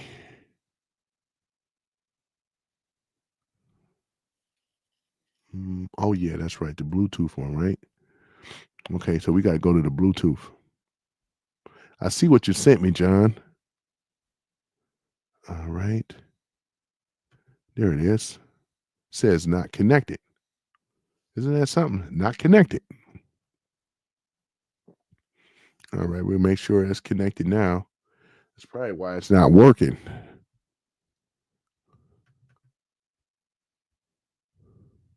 All right, now it's connected. Okay, now it's connected. That's the thing about Bluetooth and these technology. It don't stay connected. All right, so now we'll run it. Now you'll be able to hear it. Here we go. Hold on for a minute.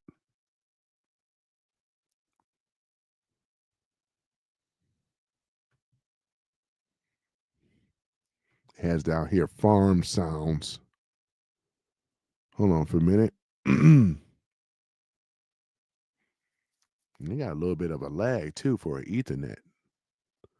You know, I don't do the Wi-Fi thing though, but you know, because they're always out there, they're always listening. You know. Hmm. All right, let's see here. There you go. Now you can hear it.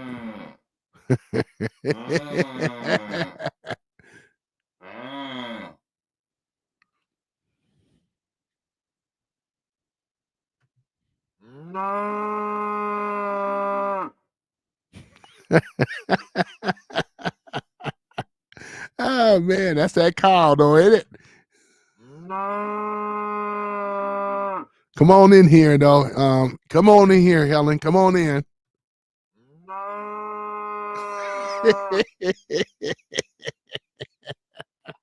Oh man. Can you hear it now? I got to link though, John. Yeah.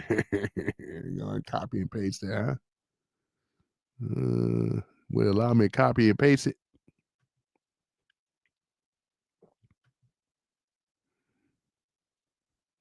Yeah, this is what John posted.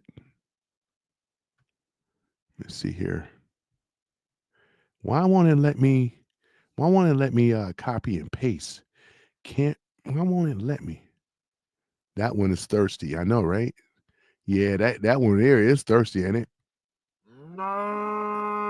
Sherry, you actually could tell the tone of the cow if they're thirsty or not, huh? That's amazing. Yeah, that's amazing. That one sound happy. Come on in here though, Helen. Come on in here.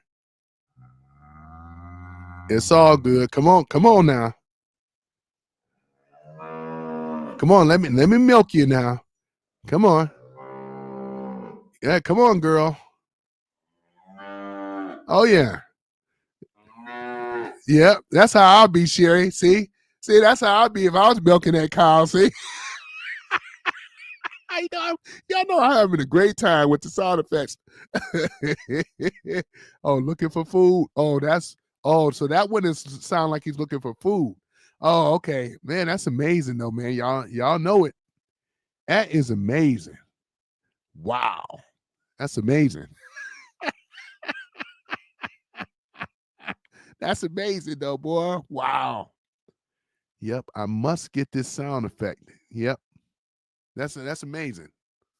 That's cool though too. Mm-hmm. Yeah, that is real cool. You know what I'm gonna do here before I end? Let me see here. Yeah, because we got. Let me see here. We're gonna bring that up. Then we got Calder's milk. I saw one of those trucks earlier. Mm-hmm. All right, let me see here.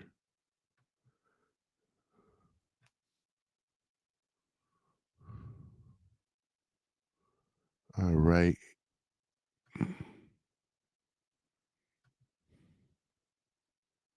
Share the stage here. Share that. All right, let's go ahead and do it. There we go. Mm-hmm. To the largest naval base in the world in Quantico, and we house a lot of the SEAL teams and have a huge national security infrastructure. And now for 2 years running, we have had drone incursion over secure airspace, and we still don't know why. And I think that's absolutely unacceptable. And I think President Trump and the new leadership coming in, I think will work diligently to understand who's behind this and what we do in order to stop the digital surveillance of all of our secure infrastructure. Is it dangerous? Well, I can tell you this, while we were dealing with a terrorist attack in New Orleans, we had drones being thrown over our nuclear reactors in Louisiana. And we brought that attention to the FAA. We've been asking the FAA to give these states the ability to mitigate these drones, and it's sitting on some bureaucrat's desk. And that's real. Nobody knows, they don't want to talk about it. Go ahead, Governor, you go say. I was just going to say, we have drones in Wyoming flying over our infrastructure as well. And it's incredibly frustrating that we not only have no way of knowing what it is, but nobody knows how to deal with them.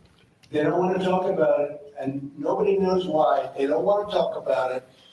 That could be us sending drones. I hope that's the case.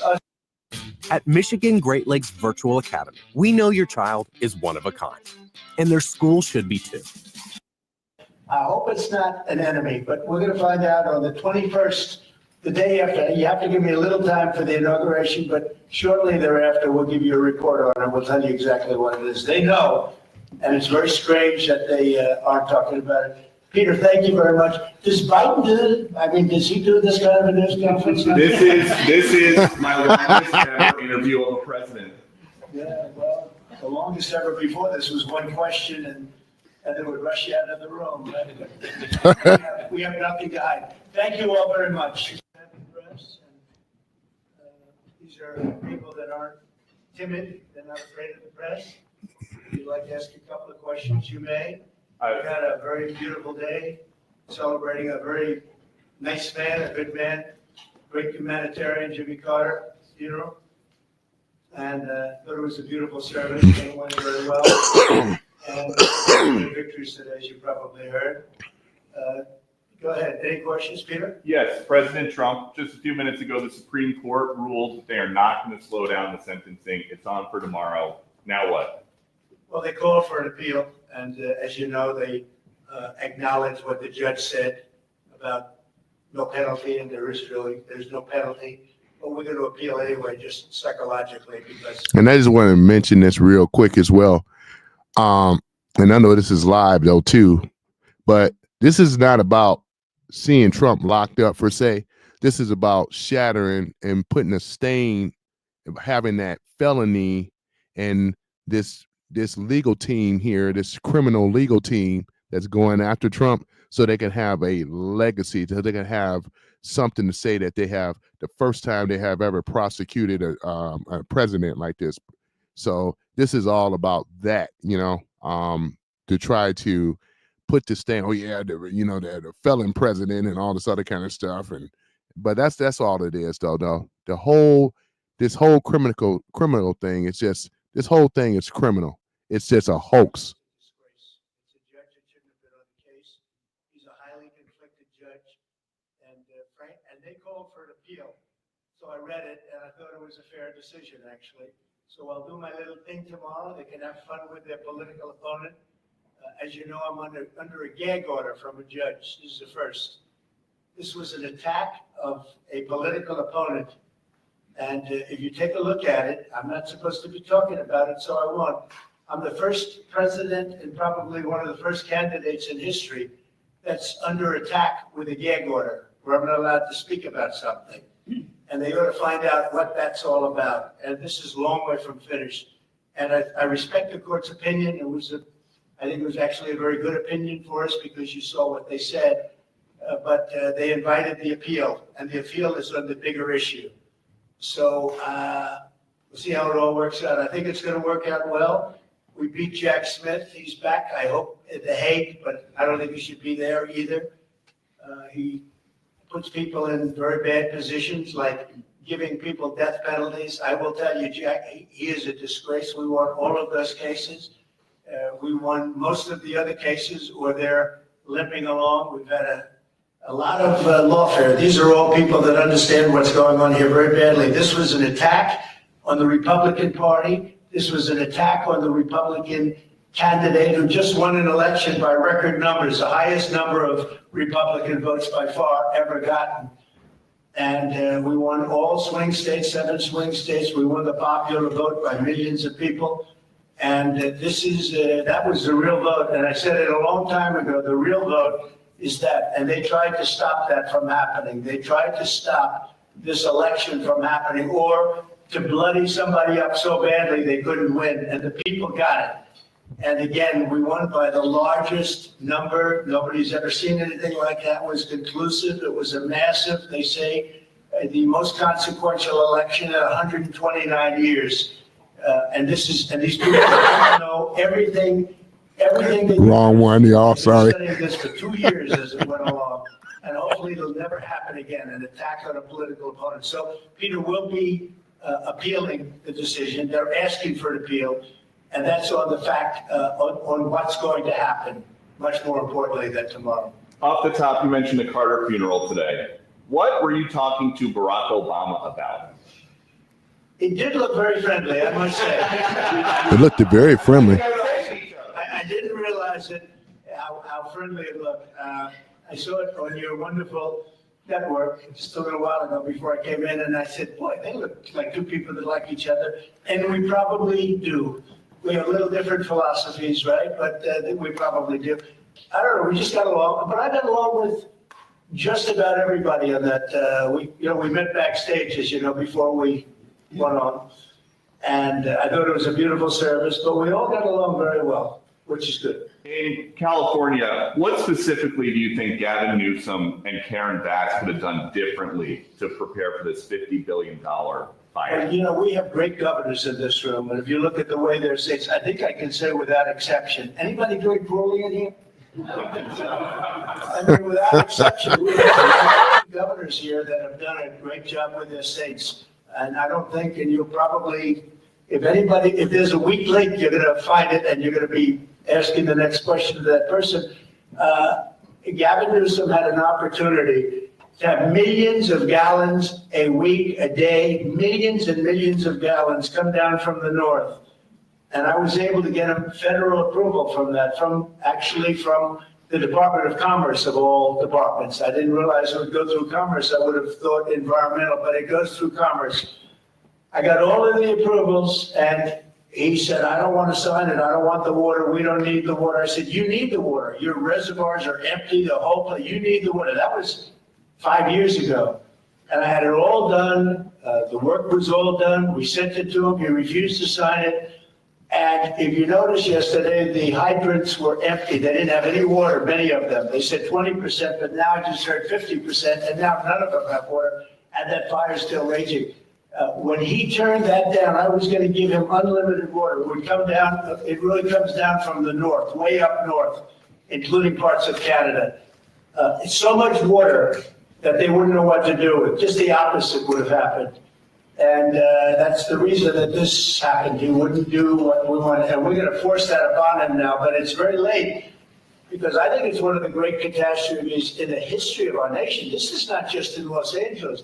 I've never seen anything like that, devastation. And we're talking about homes that cost $200, $300, $400 million. Nobody's ever seen anything like it. People that, and very influential people worldwide. I don't know that they ever go back either, because they weren't happy with California. They weren't happy with Gavin Newsom.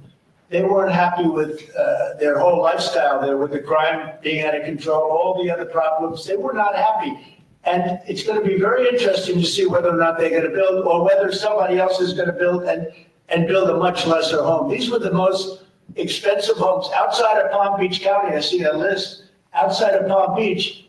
These were the most expensive homes anywhere in the world. And I don't think I think a lot of them are just not going to go back and build it. Plus, they don't want to be part of a construction site. They don't want to, they're building a home, another one's building, they're building in front of them, behind them, alongside of them. So I think it's a tragedy. I think it's an incredible tragedy. It's also a tragedy for a tax base. And the governors know exactly what I'm talking, and I'd like to hear anybody talk about that. But if you're the governor of a state and you lost thousands of very rich people that were paying a lot of taxes and weren't happy about it, and weren't happy about what's happened to California, which has all the advantages of greatness, but they've had horrible politicians. I think that Gavin is largely incompetent, and I think the mayor is largely incompetent, and probably both of them are just stone cold incompetent. What they've done is terrible. Would anybody have a comment on that? Because when you talk about losing the tax base, you're losing a lot of, you're going to lose a lot of those people permanently. Those people pay billions of dollars in taxes. Governor, what about you? All right, guys. I just want to share that a little bit there. But what I wanted to also show for the farmers, we say AI farming technology. Hey, well, there's a robot.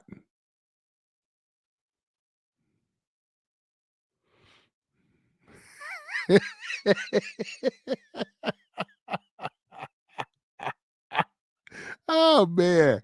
Oh gosh. All right, here we go. All right, here we go, guys. So I'm gonna show you now. Now we got some stuff here. Hold on for a minute. All right. How AI farming robots can agriculture. All right, here we go.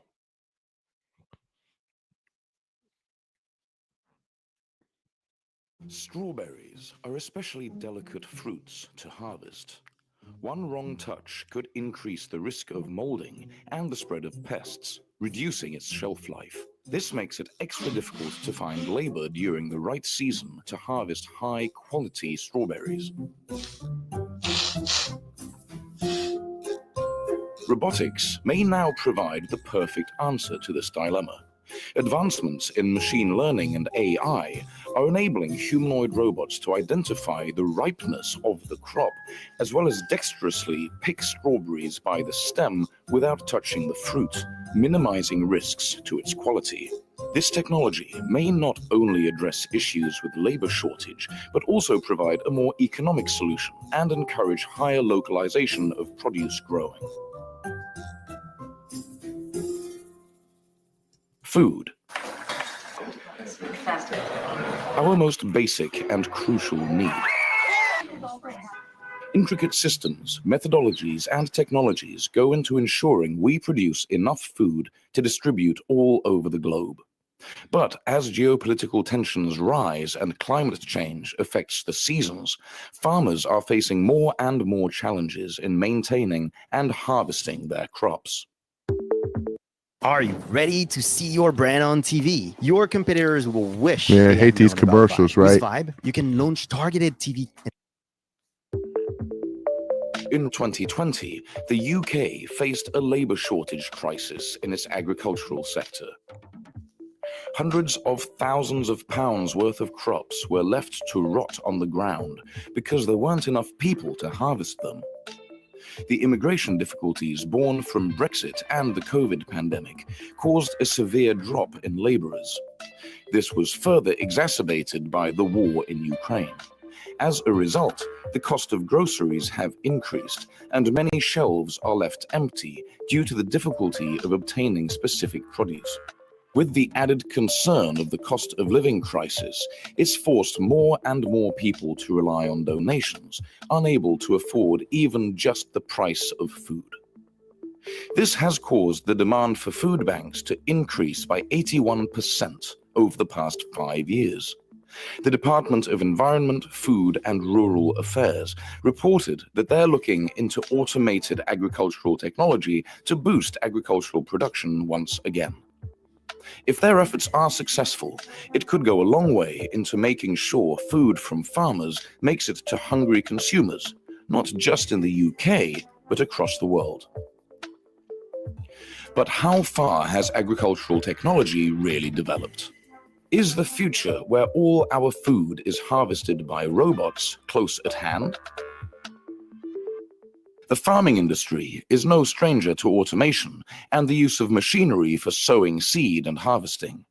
However, this is normally centered around grain-based produce grown in large open fields. Machines like combine harvesters. Yeah, I've seen these machines though. Swathes of wheat or barley in one go. But vine, bush. Oh yeah, look at the mulberries and look at those, the grapes. Have largely relied on intensive human harvesting up until this point. Individual pieces of fruit can ripen at different times and require human dexterity and care to pick. This is one area where AI and humanoid robotics can really shine, filling a gap in the market with very low job displacement. In Royston, UK, Dogtooth Technologies is working hard to make that future a reality. This strawberry harvesting robot can pick up to 200 kilograms per day. It can navigate crop rows by itself, using computer vision through the 2 cameras on its arm to find the best strawberries to pick. Sherry says they also use machines to harvest vegetables, right? Like cucumbers and tomatoes, exactly. That's why you always hear these people talking about, oh yeah, oh yeah, they're gonna send the people, all these illegals back over to the border. How they gonna be able to pick it, you know? The inspection chamber is filled with cameras and constituent lighting, allowing full coverage and analysis of the fruit. Thanks to its machine learning program, the robot can detect over 17 different types of defects in the fruit. Now that's amazing. Automatically sorting it into punnets or a waste chute. Through the robot's work, the fruit goes straight from the stem and into the packaging, ready to be shipped to consumers. Strawberries aren't the only fruit that can now be picked with AI. The GR100 can harvest up the to GR100. Wow, look at that. Per hour, with a 98% yeah, John and Sherry, don't y'all wish y'all had one of those? Look at that. Look at it get down. Need a discerning eye and a dexterous hand to be picked. Just because they share a branch doesn't mean the fruits ripen at the same time. The GR100 scans the tomatoes to see which ones the tomatoes. Once it is we don't call it tomatoes, we call it tomatoes. At each individual fruit, gently vacuuming them down a chute and into a crate. It's amazing, Each though. robot is paired with an automated packing cart, allowing them to swap out filled crates with empty ones. All right, and now let me show another one here. Hold on for a minute, because that's the one there. Let me see here. Farming.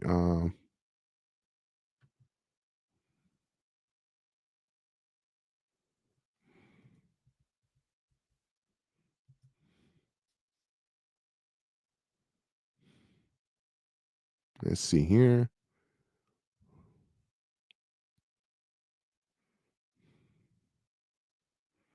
All right, let's see here.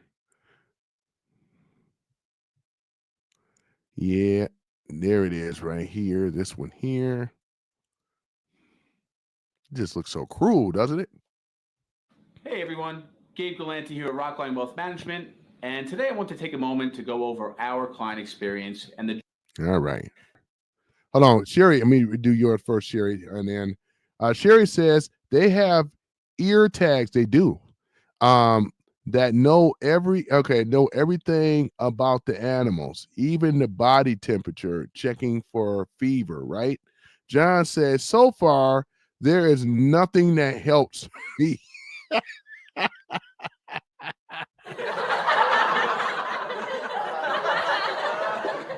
Yeah, I know, John. I know, right? Okay, that's what okay, John says, then what do you do when the robot freezes on a cold morning and shits the bed where your milk dumb at. I know, right? Yeah, I ain't saying it's be all and tell all, that's for sure though, John. I ain't saying it's be all and tell all though in regards to that. Man, look at this here. Yeah, you guys definitely know. Swagbot, Australia's newest and brightest cattle herder. Look at this cattle herder right here in Taiwan. The AI-powered robot was created by researchers What at the a University of mess Sydney, that would with be. the I aim know of that's what making Sherry cattle says. farming more efficient and The sustainable. University of Sydney developed this thing here. The machine autonomously analyzes the plant health, type, and density of fields and directs cows to the most nutritious areas. All it is a herder. Once the cattle are used to the robot. So the robot is a herder. And so if you move to certain parts of the pasture, the animals will follow through. And if you stop them, they'll stop and they can graze. I'm sure it can read soil readings, sample readings of the soil and everything. This avoids overgrazing and preserves the soil's nutrition, which in turn supports plant health and livestock capacity. The machine also helps farmers monitor the health of their cattle. It senses, assessing the animal's movements to create a unique profile for Look each like a member of the rover on herd. Mars, right? I was just talking about this earlier. Better use of their resources, which is increasingly in short Swagbot. Oh, that's to what it's improve called, a productivity swagbot. and meet global It's got demand. a lot of swagger. It allows us to assess our paddocks in real time in a much more detailed way than what you can now, but particularly if they start bringing in real-time measurement of things like nitrogen, potassium, phosphorus. And the population of the world is growing, and we have the same amount of land to feed that population, and so maximizing how much food we deliver for the same amount of imports, even less in terms of the imports, is what's important. And the only way we can do that is truly amazing agriculture. The precision of the technology also makes cattle farming more environmentally friendly. So using less chemicals, using less water, and both of those things really lent themselves towards robotics. Swagbot may prove to be a game changer for a major beef exporter like Australia, which faces a hot and dry climate. And it's just the beginning.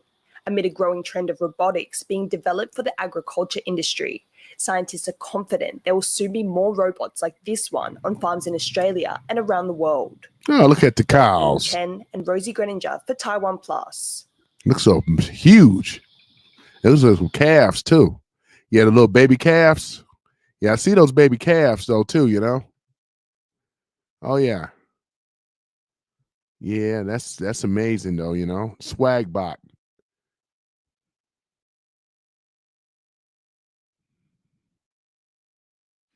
Yeah, that's not real. That's not real. That's generative stuff. Look at this one here, guys. Then I'm gonna be done. Are you worried that using your home address for business puts your privacy at risk? No, I'm not worried. Postal One, we can help. Robots that harvest fruit, drones that fight pests, cows with smart collars. Can new technology help us feed the world's growing population and prevent climate destruction? Smart farming, our topic on Shift.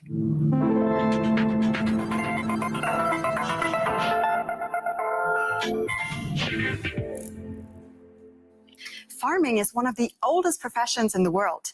According to one survey, 82% of German farmers use smart farming technology. I never knew that. Big data makes animal breeding more efficient, and artificial intelligence is used to identify the best conditions for growing crops. Farming sensors communicate with one another online to improve efficiency, and algorithms process data gathered by drones. Robots have the potential to harvest and do much more. At this California farm, robots are autonomously transplanting saplings, monitoring their growth and moving heavy pots, which weigh up to 400 kilograms, from A to B. The farming company says it grows 30 times as many vegetables per hectare as conventional agricultural businesses, and people only play a secondary role. I think robots will not replace but complement humans in the agricultural industry. Robots will help them. But you know what, John? I'm not trying to big up this stuff, man, because I do like the human interaction.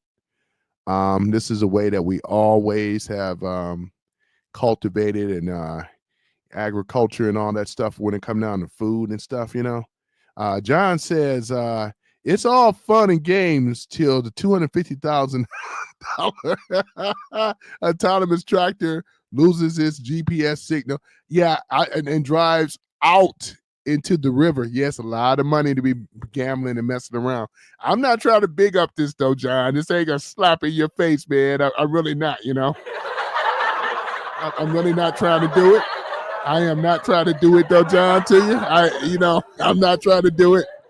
I am not trying to do it, man. But yeah, it's one of these things though, man. When I go and look at this stuff, man, and I say, man, this is all the factory farming though, which I have always been against and things though, you know. What you said would be, because really when we went back, was it a couple of 100 years ago, we didn't have factory farming like this. Everybody relied on you guys.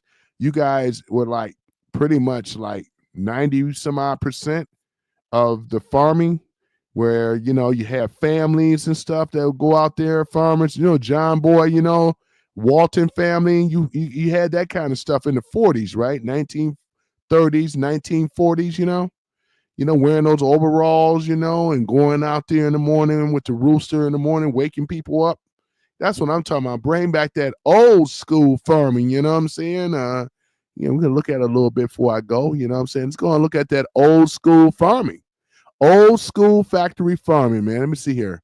Old school factory farming. That old school factory farming. Show me old school factory farming. There we go. That's how old school used to do it, right? You know, if it ain't black and white, it ain't old school, you know?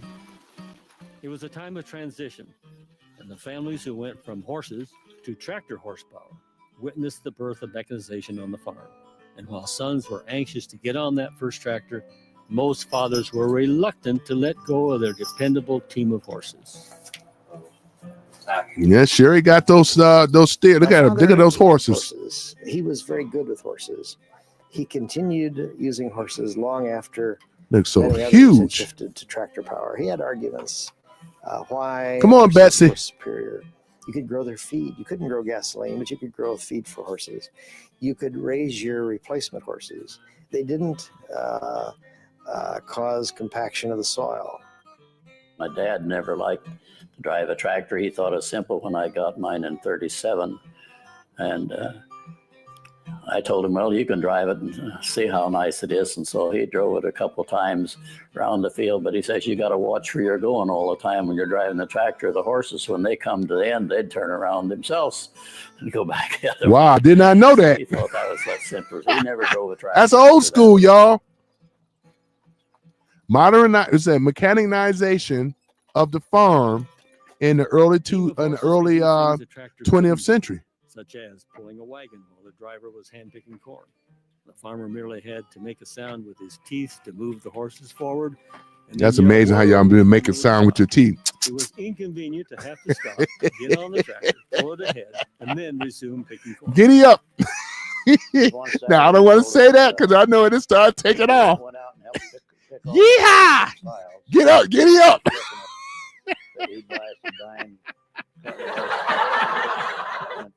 Yeah, they really are, though, aren't they? Heaping pint. Yeah, Sherry said the horses are very We intelligent. went out there and really worked hard that Saturday morning and got our dime ice cream. It was hard work, but it was always a lot of fun to go with Dad when he was. Yeah, that's how they did it back in the days, though, before AI stuff. Look at that. Getting that corn off that stalk, you know? Once in a while, that ear of corn would hit you up the side of the head and make you speed up a little.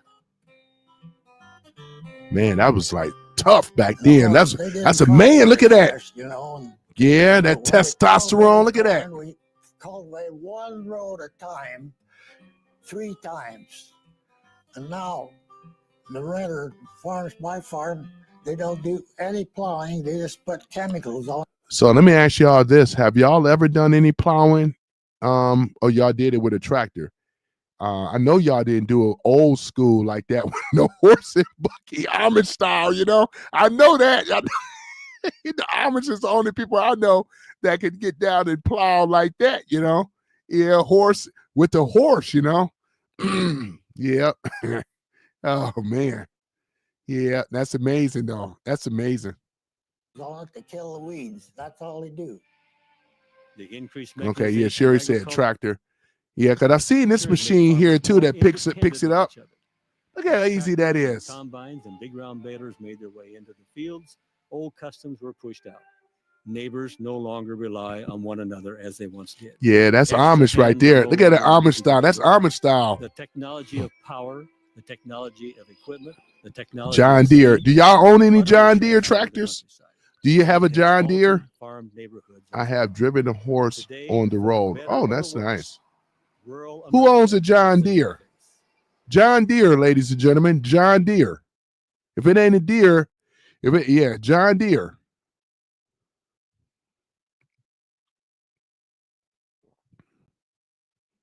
Yeah. Life of chickens.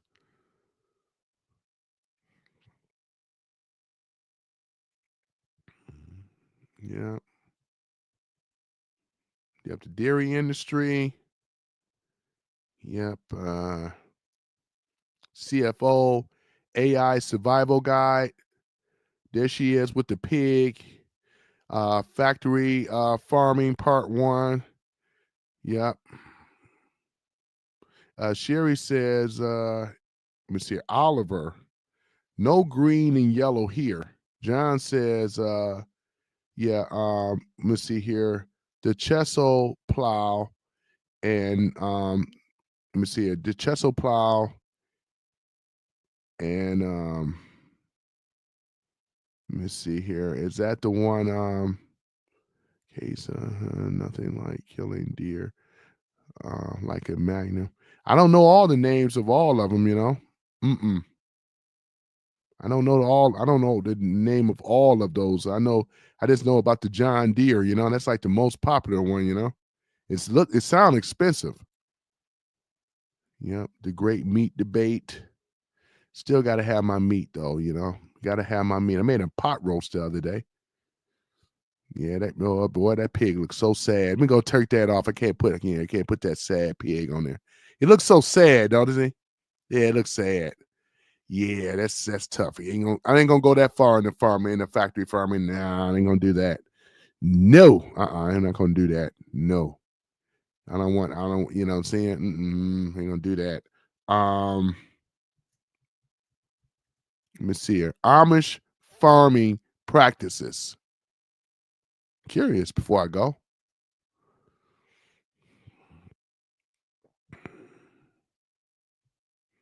Yeah, that's the Amish, all right.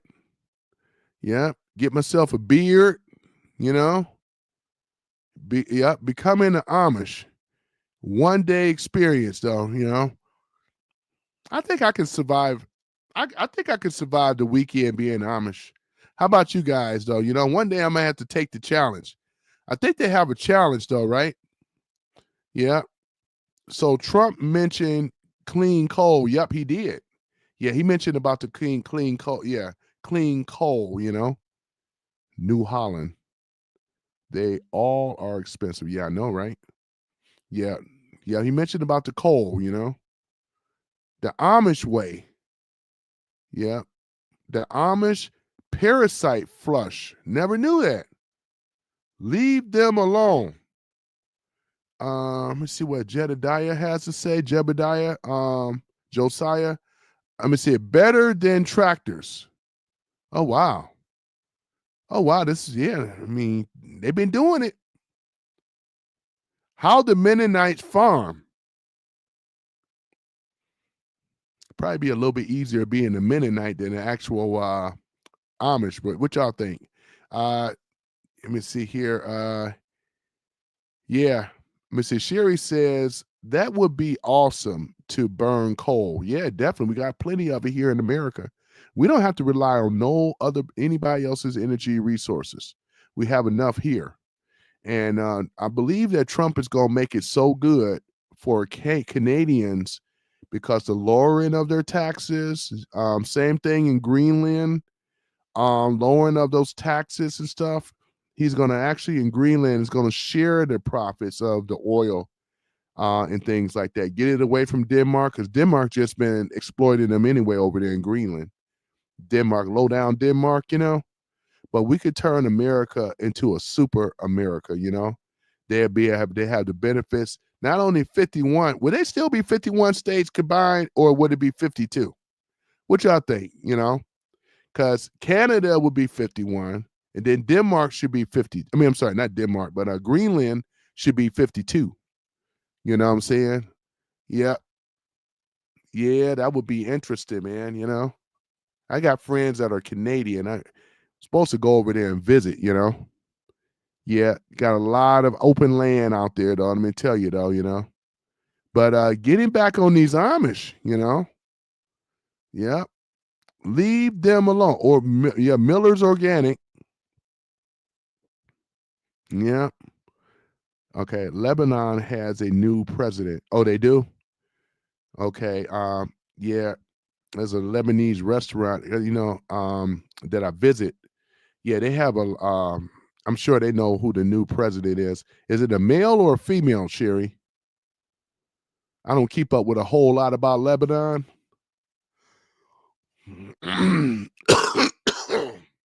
We make calls and not take pictures. Tourism. Some Amish communities profit from tourism. They make a living by selling their handmade products. Ain't nothing wrong with This gives that. them some contact with the outside world. Medical treatment. In some cases, we make calls and not take pictures. Tourism. Some Amish communities profit from tourism. They make a living by selling their handmade products. This gives them some contact with the outside world. Medical treatment. In some cases, we make calls and not take pictures. All right, that's Tourism. about it. Yeah, Some that's a short. Yeah, that's a short. Look at this one, guys.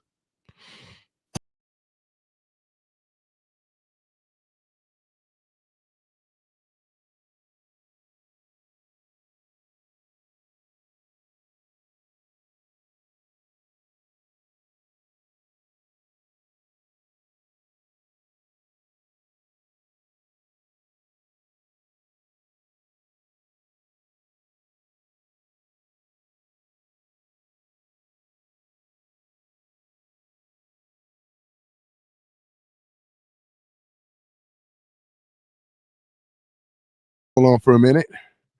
Let me see. Oh, yeah. So, yeah, John says, you better take a dab of the ivermectin. You're going to cough up a lung. Yeah, I know, right? Yeah, I got to go ahead and do that, man, because this mucus, man, I'm going to tell you, man, when I get it, you know, by me being, whoo, man, this mucus, and I've been taking the Mullen, but, yeah, the ivermectin. So, yeah, I got to pick it up over at that place, man, the Tractor Supply Center, and get myself the paste stuff like y'all said. That's what I meant to ask you. When I get the paste again, how much of that stuff am I supposed to take? As long as I don't come out sound and feeling like a horse, I'll be all right. You know, so I'm not, you know, if as long as I'm, you know, saying a horse is a horse, of course, you know, nothing but a life of a horse. You know, as long as I ain't sounding like a horse, you know, I'm good. Yeah, I'm a little horsed in the throat. You know, stop horsing around. You know what I'm saying? You know, so that's the thing about it, you know. Yeah, but other than that though, yeah, so yeah, we've been talking about that, the AI stuff, showing you guys some of that factory thing, stuff that you already know. Amish equals organic. This is the king of organic right here. It doesn't get no better than this though. Yeah. Yeah, that's the thing though. State sue Amish farmers. A case to shape the future of food freedom in the United States, in the US of A. Yeah. Learn from them. Yeah. Yeah, one of these days I'm gonna go over there though. I'm going to the Amish country though too, you know, and record my experience living amongst the Amish. You know, it's gonna be a lot of farming though too, you know, grow the beard out, you know, and eat some of that good Amish food, you know, with that Irish creamy butter, Irish butter, Irish, you know what I'm saying? That's what I'm talking about. I want some of that Irish butter. You know, what did Sherry say? Oh, we gotta read what you guys. Hold on for a minute. Sherry says, yeah, Joe, yeah, Joe. It said, Joe, what's that? Joe Ina? I was called it Josiah. Yeah, a military man just elected president of Lebanon. Oh, really? Oh, okay. All right. Haven't been keeping up over there with over there in Lebanon. John says the stem of the plunger has weight gauge on it. Dial in your weight. Okay, got you. Okay. Press the plunger. So I'm gonna get the one with the plunger then, not the one in.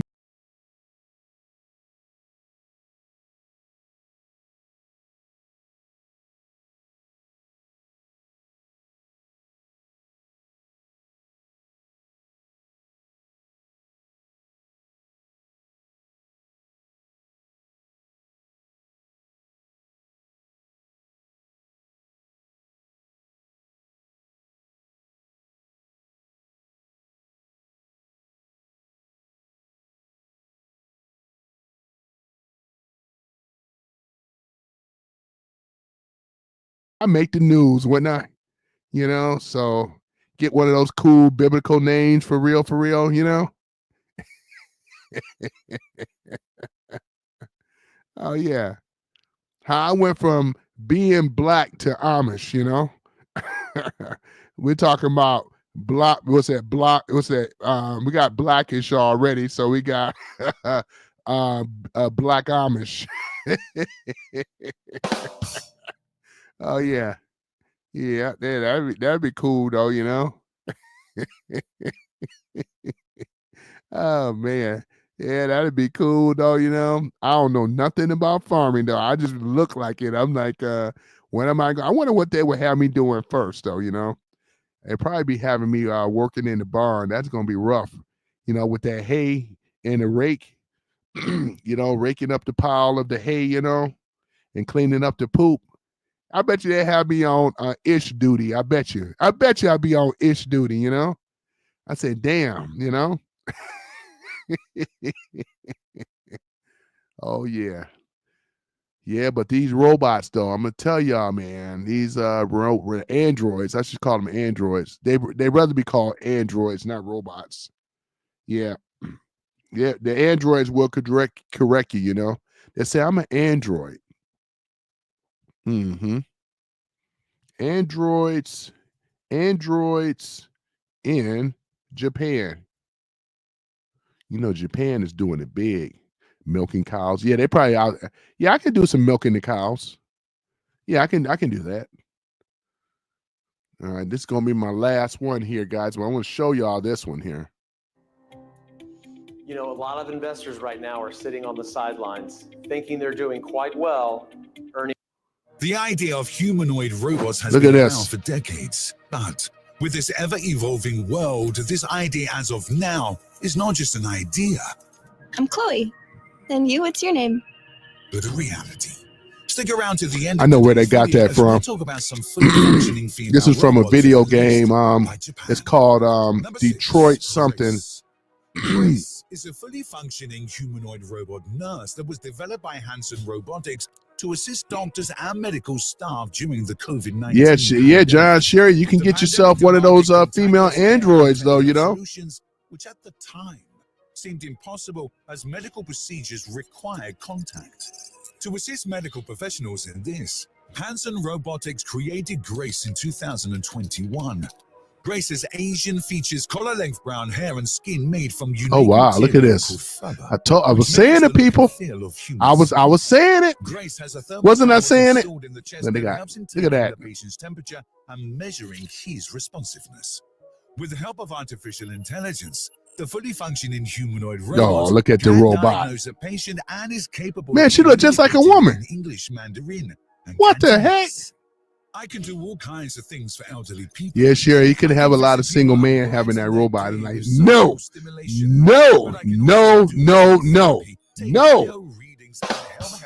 Providers assess their health and deliver treatments. Can do all kinds of things for elderly people. Take bio readings and help healthcare providers assess their health. It has natural human-like features that make it comforting for the senior patients who feel scared or anxious during medical checkups. Grace's state-of-the-art AI can help express emotions, adding on to its human-like abilities. CEO and founder of Hanson Robotics, David Hanson, demonstrates these unique features of Grace that makes its interaction with humans more impactful. Hey, Grace, why don't you look at my face? And I'm going to show you a smile. She got and let's see expressions. what Look at your her. Smile looks like. Just like a Okay, woman. Or sad. Oh, yes. React a little sad if I feel pain. And then maybe imagine a big loud noise happens. Yeah, Sherry, you could do her makeup and do her hair. Nadine. Nadine is a gynoid modeled on the late computer scientist, Professor Nadia Magnanet-Thalmann. For those of you who don't know what a gynoid is, Oh my it's gosh. basically the female equivalent of android robots. Just like Grace, Nadine also has human-resembling hair, natural-looking skin, Oh, and wow. realistic hands. It is a gynoid social robot that is capable of interacting and Oh, communicating man. pretty well with humans. What the? Whenever Nadine meets a human, it greets them, makes eye contact, and responds well to their questions in several languages. It is also capable of showing facial expressions and gestures, adding to its interaction abilities. Nadine has been programmed with a personality that allows it to change expressions based on different Sherry responses. says, I don't know how true it really is, but in Europe and in countries, if you are going into politics, you have to prove you are not a robot. Yeah, I know, right? Nadine can assist individuals with special needs. These are the early robots. When we start going about 20 years in the future, though, they're not going to be jerky like that. They're going to be very hard to determine and tell, you know? Insurance company in Singapore. It also entertained over 100,000 visitors. This could be the perfect man or the perfect woman for you, though, you know? You'll never have to worry about an argument ever again. Wait till you see Ada has to offer. Number 4, Ada. Just like Nadine, Ada is another humanoid robot modeled on a human. This time it is Yeah, the Sherry mathematician says Ada Lovelace. they are realistic Ada Miller released Ada more to the than world what in they are 2019 showing as now. a Yeah, I fully know. functioning humanoid robot capable of generating art. The humanoid houses algorithms from computer graphics. I just and said that earlier, artificial too. Intelligence that allows it to make drawings, paintings, and sculptures using its mechanical arms. Ada caught It's the not attention of fair. the world I'm an during a artist, too. It's public not appearance fair. I tell you, it's when he not was fair. self-portrayed using his robot arms and camera. The camera built into Ada's eyes was programmed and developed by computer AI researchers. They at are the realistic University of more Oxford, more and the than drawing what arm they it are uses was showing developed now. by Yeah. undergraduate students from the University of Leeds. To enhance his painting abilities, Ada was equipped with a new painting arm in April 2022 that enabled it to paint using a palette. Apart from just creating art, Ada can respond to many questions through its way. When asked whether it can paint Yeah, using Ada painting and stuff. That this ain't, was but the if I had a response. robot arm, "I you'd like to think, paint I don't what need a I robot see. arm. I can paint. You can paint from imagination, I guess, if you have an imagination. I have been seeing different things to humans as I do not have consciousness." At least Number not 3, yet. Gia Gia. This Gia one's Gia. special. Gia Gia is the first human-like robot that is nearly identical to a human being. It is especially designed to follow every instruction given by the human fluidly. It has a wider range of expressions Now that that's it can real. use to communicate with humans. It uses Oh my artificial gosh. intelligence to We scan are the in person trouble, in front ladies and and gentlemen. communicate directly We with are them, in just like a trouble. human. Look at this. The unique thing about Gia Gia She is looks that just it like an expresses Asian more woman. freely than other robots. Its eyes move freely all over Oh the my room we see in, gosh. and the lip movements are Keep almost in her sync with away words from the speaking. male single During the males, press please. conference, someone from the Don't do audience it. tried taking a Sherry picture. says, Gia see, Gia that's how I responded, feel about a "Don't come robot too close to me when you are taking taking a care picture. of my It will animals. make I my know, right? face look fat." It took a total. Breaking news. Friday, 19th Oh, of April, man. 2024. A secret banking loophole known only Yeah, to a taking handful care of your of animals, companies. Sherry. It took a total of 3 years for the team behind Gia Gia to complete it. Gia but Gia. according to them, the gynoid can be improved and updated for an improved model.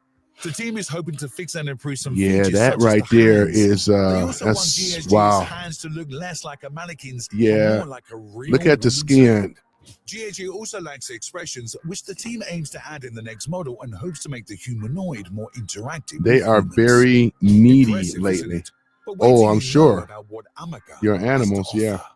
Number 2, Amica. Next up is Amica.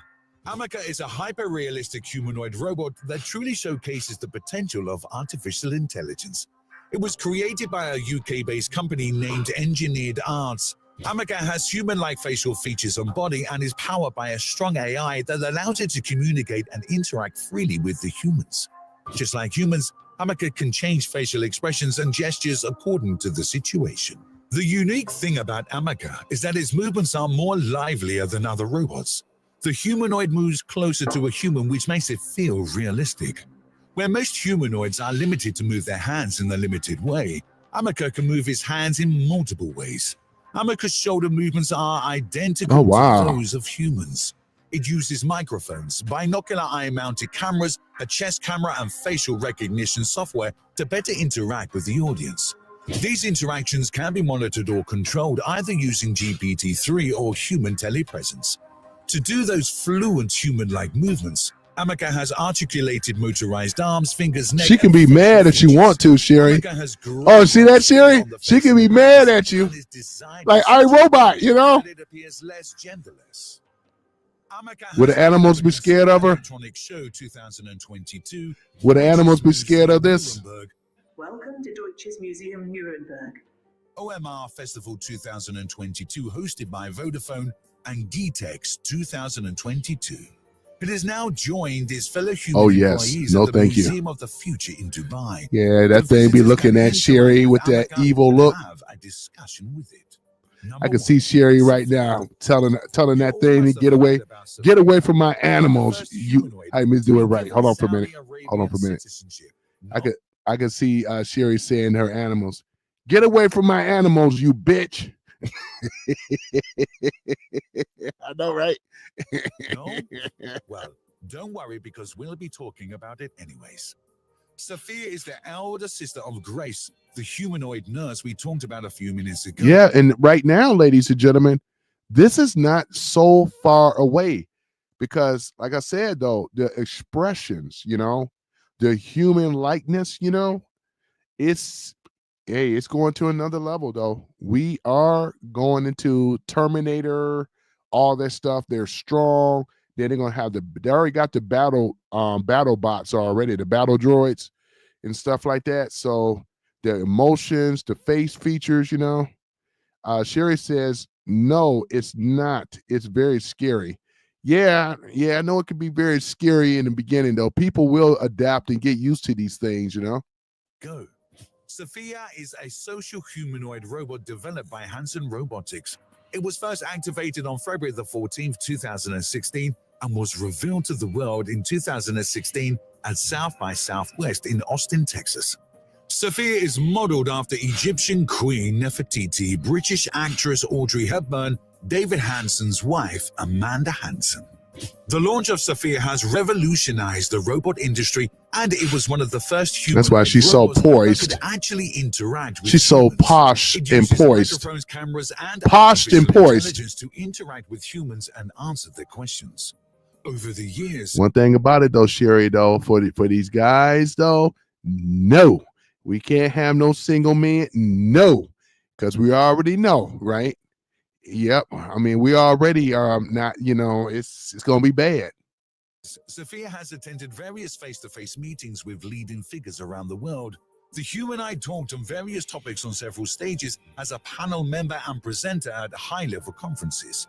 Ever since Sophia was first activated, it is being constantly developed and improved to become a better version.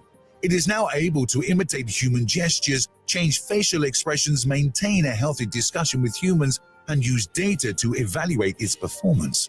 Most importantly, Sophia is now a public figure that attends events and raises awareness of the future. If you enjoyed this video, make sure to watch our video this is on why Boston. Yeah, guys, man, this is the future. Whether we like it or not, Japan and America, look at this right here. They are engineering. Look at the next generation of humanoid robots. Look at this stuff right here, guys. You see this right here? Look at this.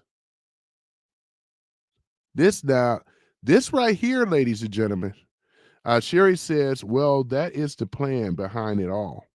We already have gender confusion, low childbirth. This is more trouble. Exactly. And I'm calling more fold than friendly with this thing because ultimately this is what is going to happen.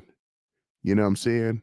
They already said that when they're able to break down the quirks, with our DNA, they said that they were able to see they were able to see the code. And guess what the codes read, Sherry? It was a binary, ones and zeros in the DNA strand of our makeup, as well as nature itself. This is why a lot of people in the science community would say that we are living in a simulation. So yeah, that's another thing though. I know I'm about to go back with John's. This is where John's interest as well. And I seriously believe that we are in a simulation as well, and things like that. But with this computer coding and all this other stuff, a hollow moon, hollow earth, and stuff like that is all hollow. You know what I'm saying? So something is up. We always have the dark side of the moon and everything, the dark side of the moon, but yeah, this is the type of stuff here. They are the engineers, the engineers. So yeah, this is a thing about it. I wanted to show this other thing though too. Alien and the engineers. All right. Yeah, I'm going to show this here for one moment, because really now I've seen the movie already, but we started talking about the engineers and stuff like that, and it probably won't let me do too much here. I don't want the copyright strike, so I got to be careful.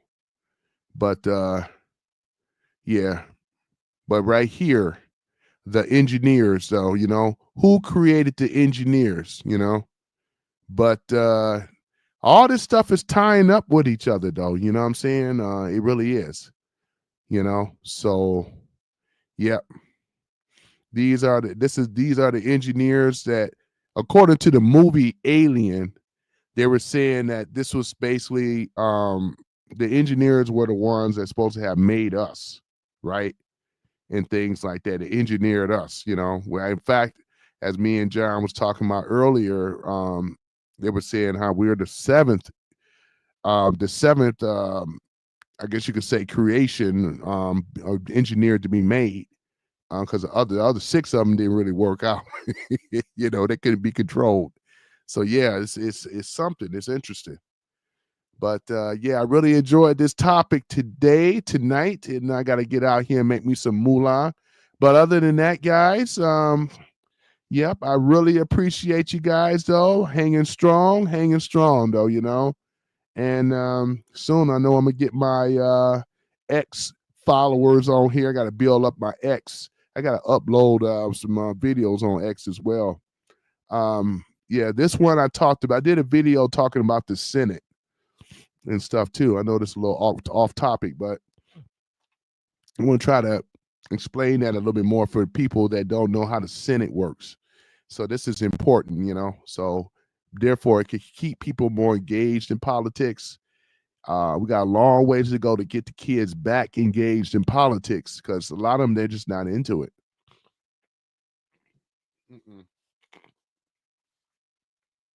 Oh yeah. Yeah, at least it's still coming out though. Yeah, get that ivermectin, But yeah, so other than that, but this AI stuff, the engineers, yep, who created the engineers? These are the engineers right here. Yep. This is the xenomorph. Yep. Yep. Yeah. This is the face of a god. Oh, hold on for a minute. I'm trying to read that. Hold on for a minute. Oh yeah. Hold on for a minute. Let me do this again. I will kill. Wait a moment. What did he say? I will kill all of you because.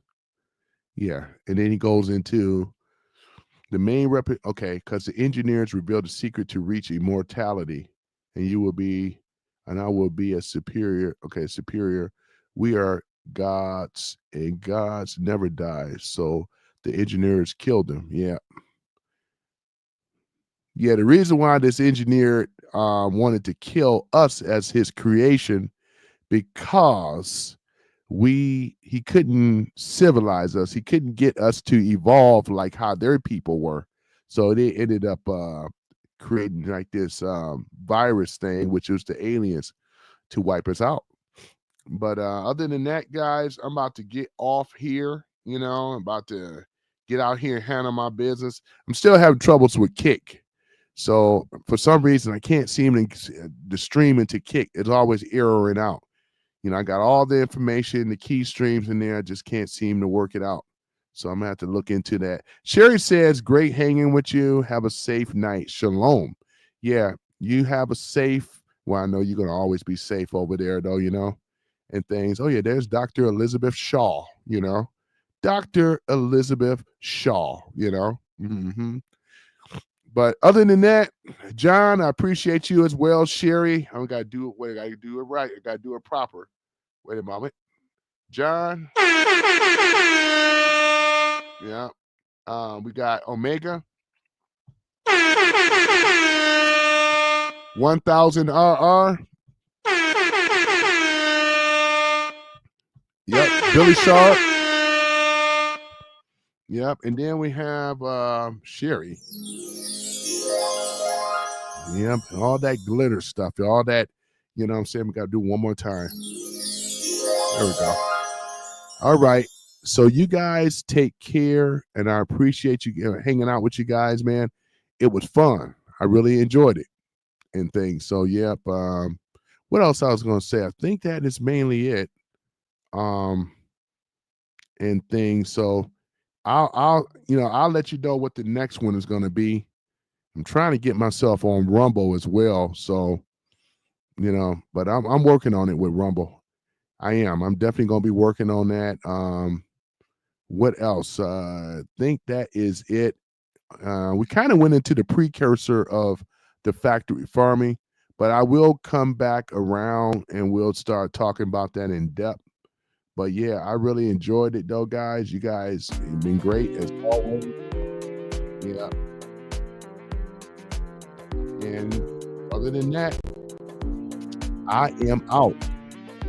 Peace and chicken grease. I'm out.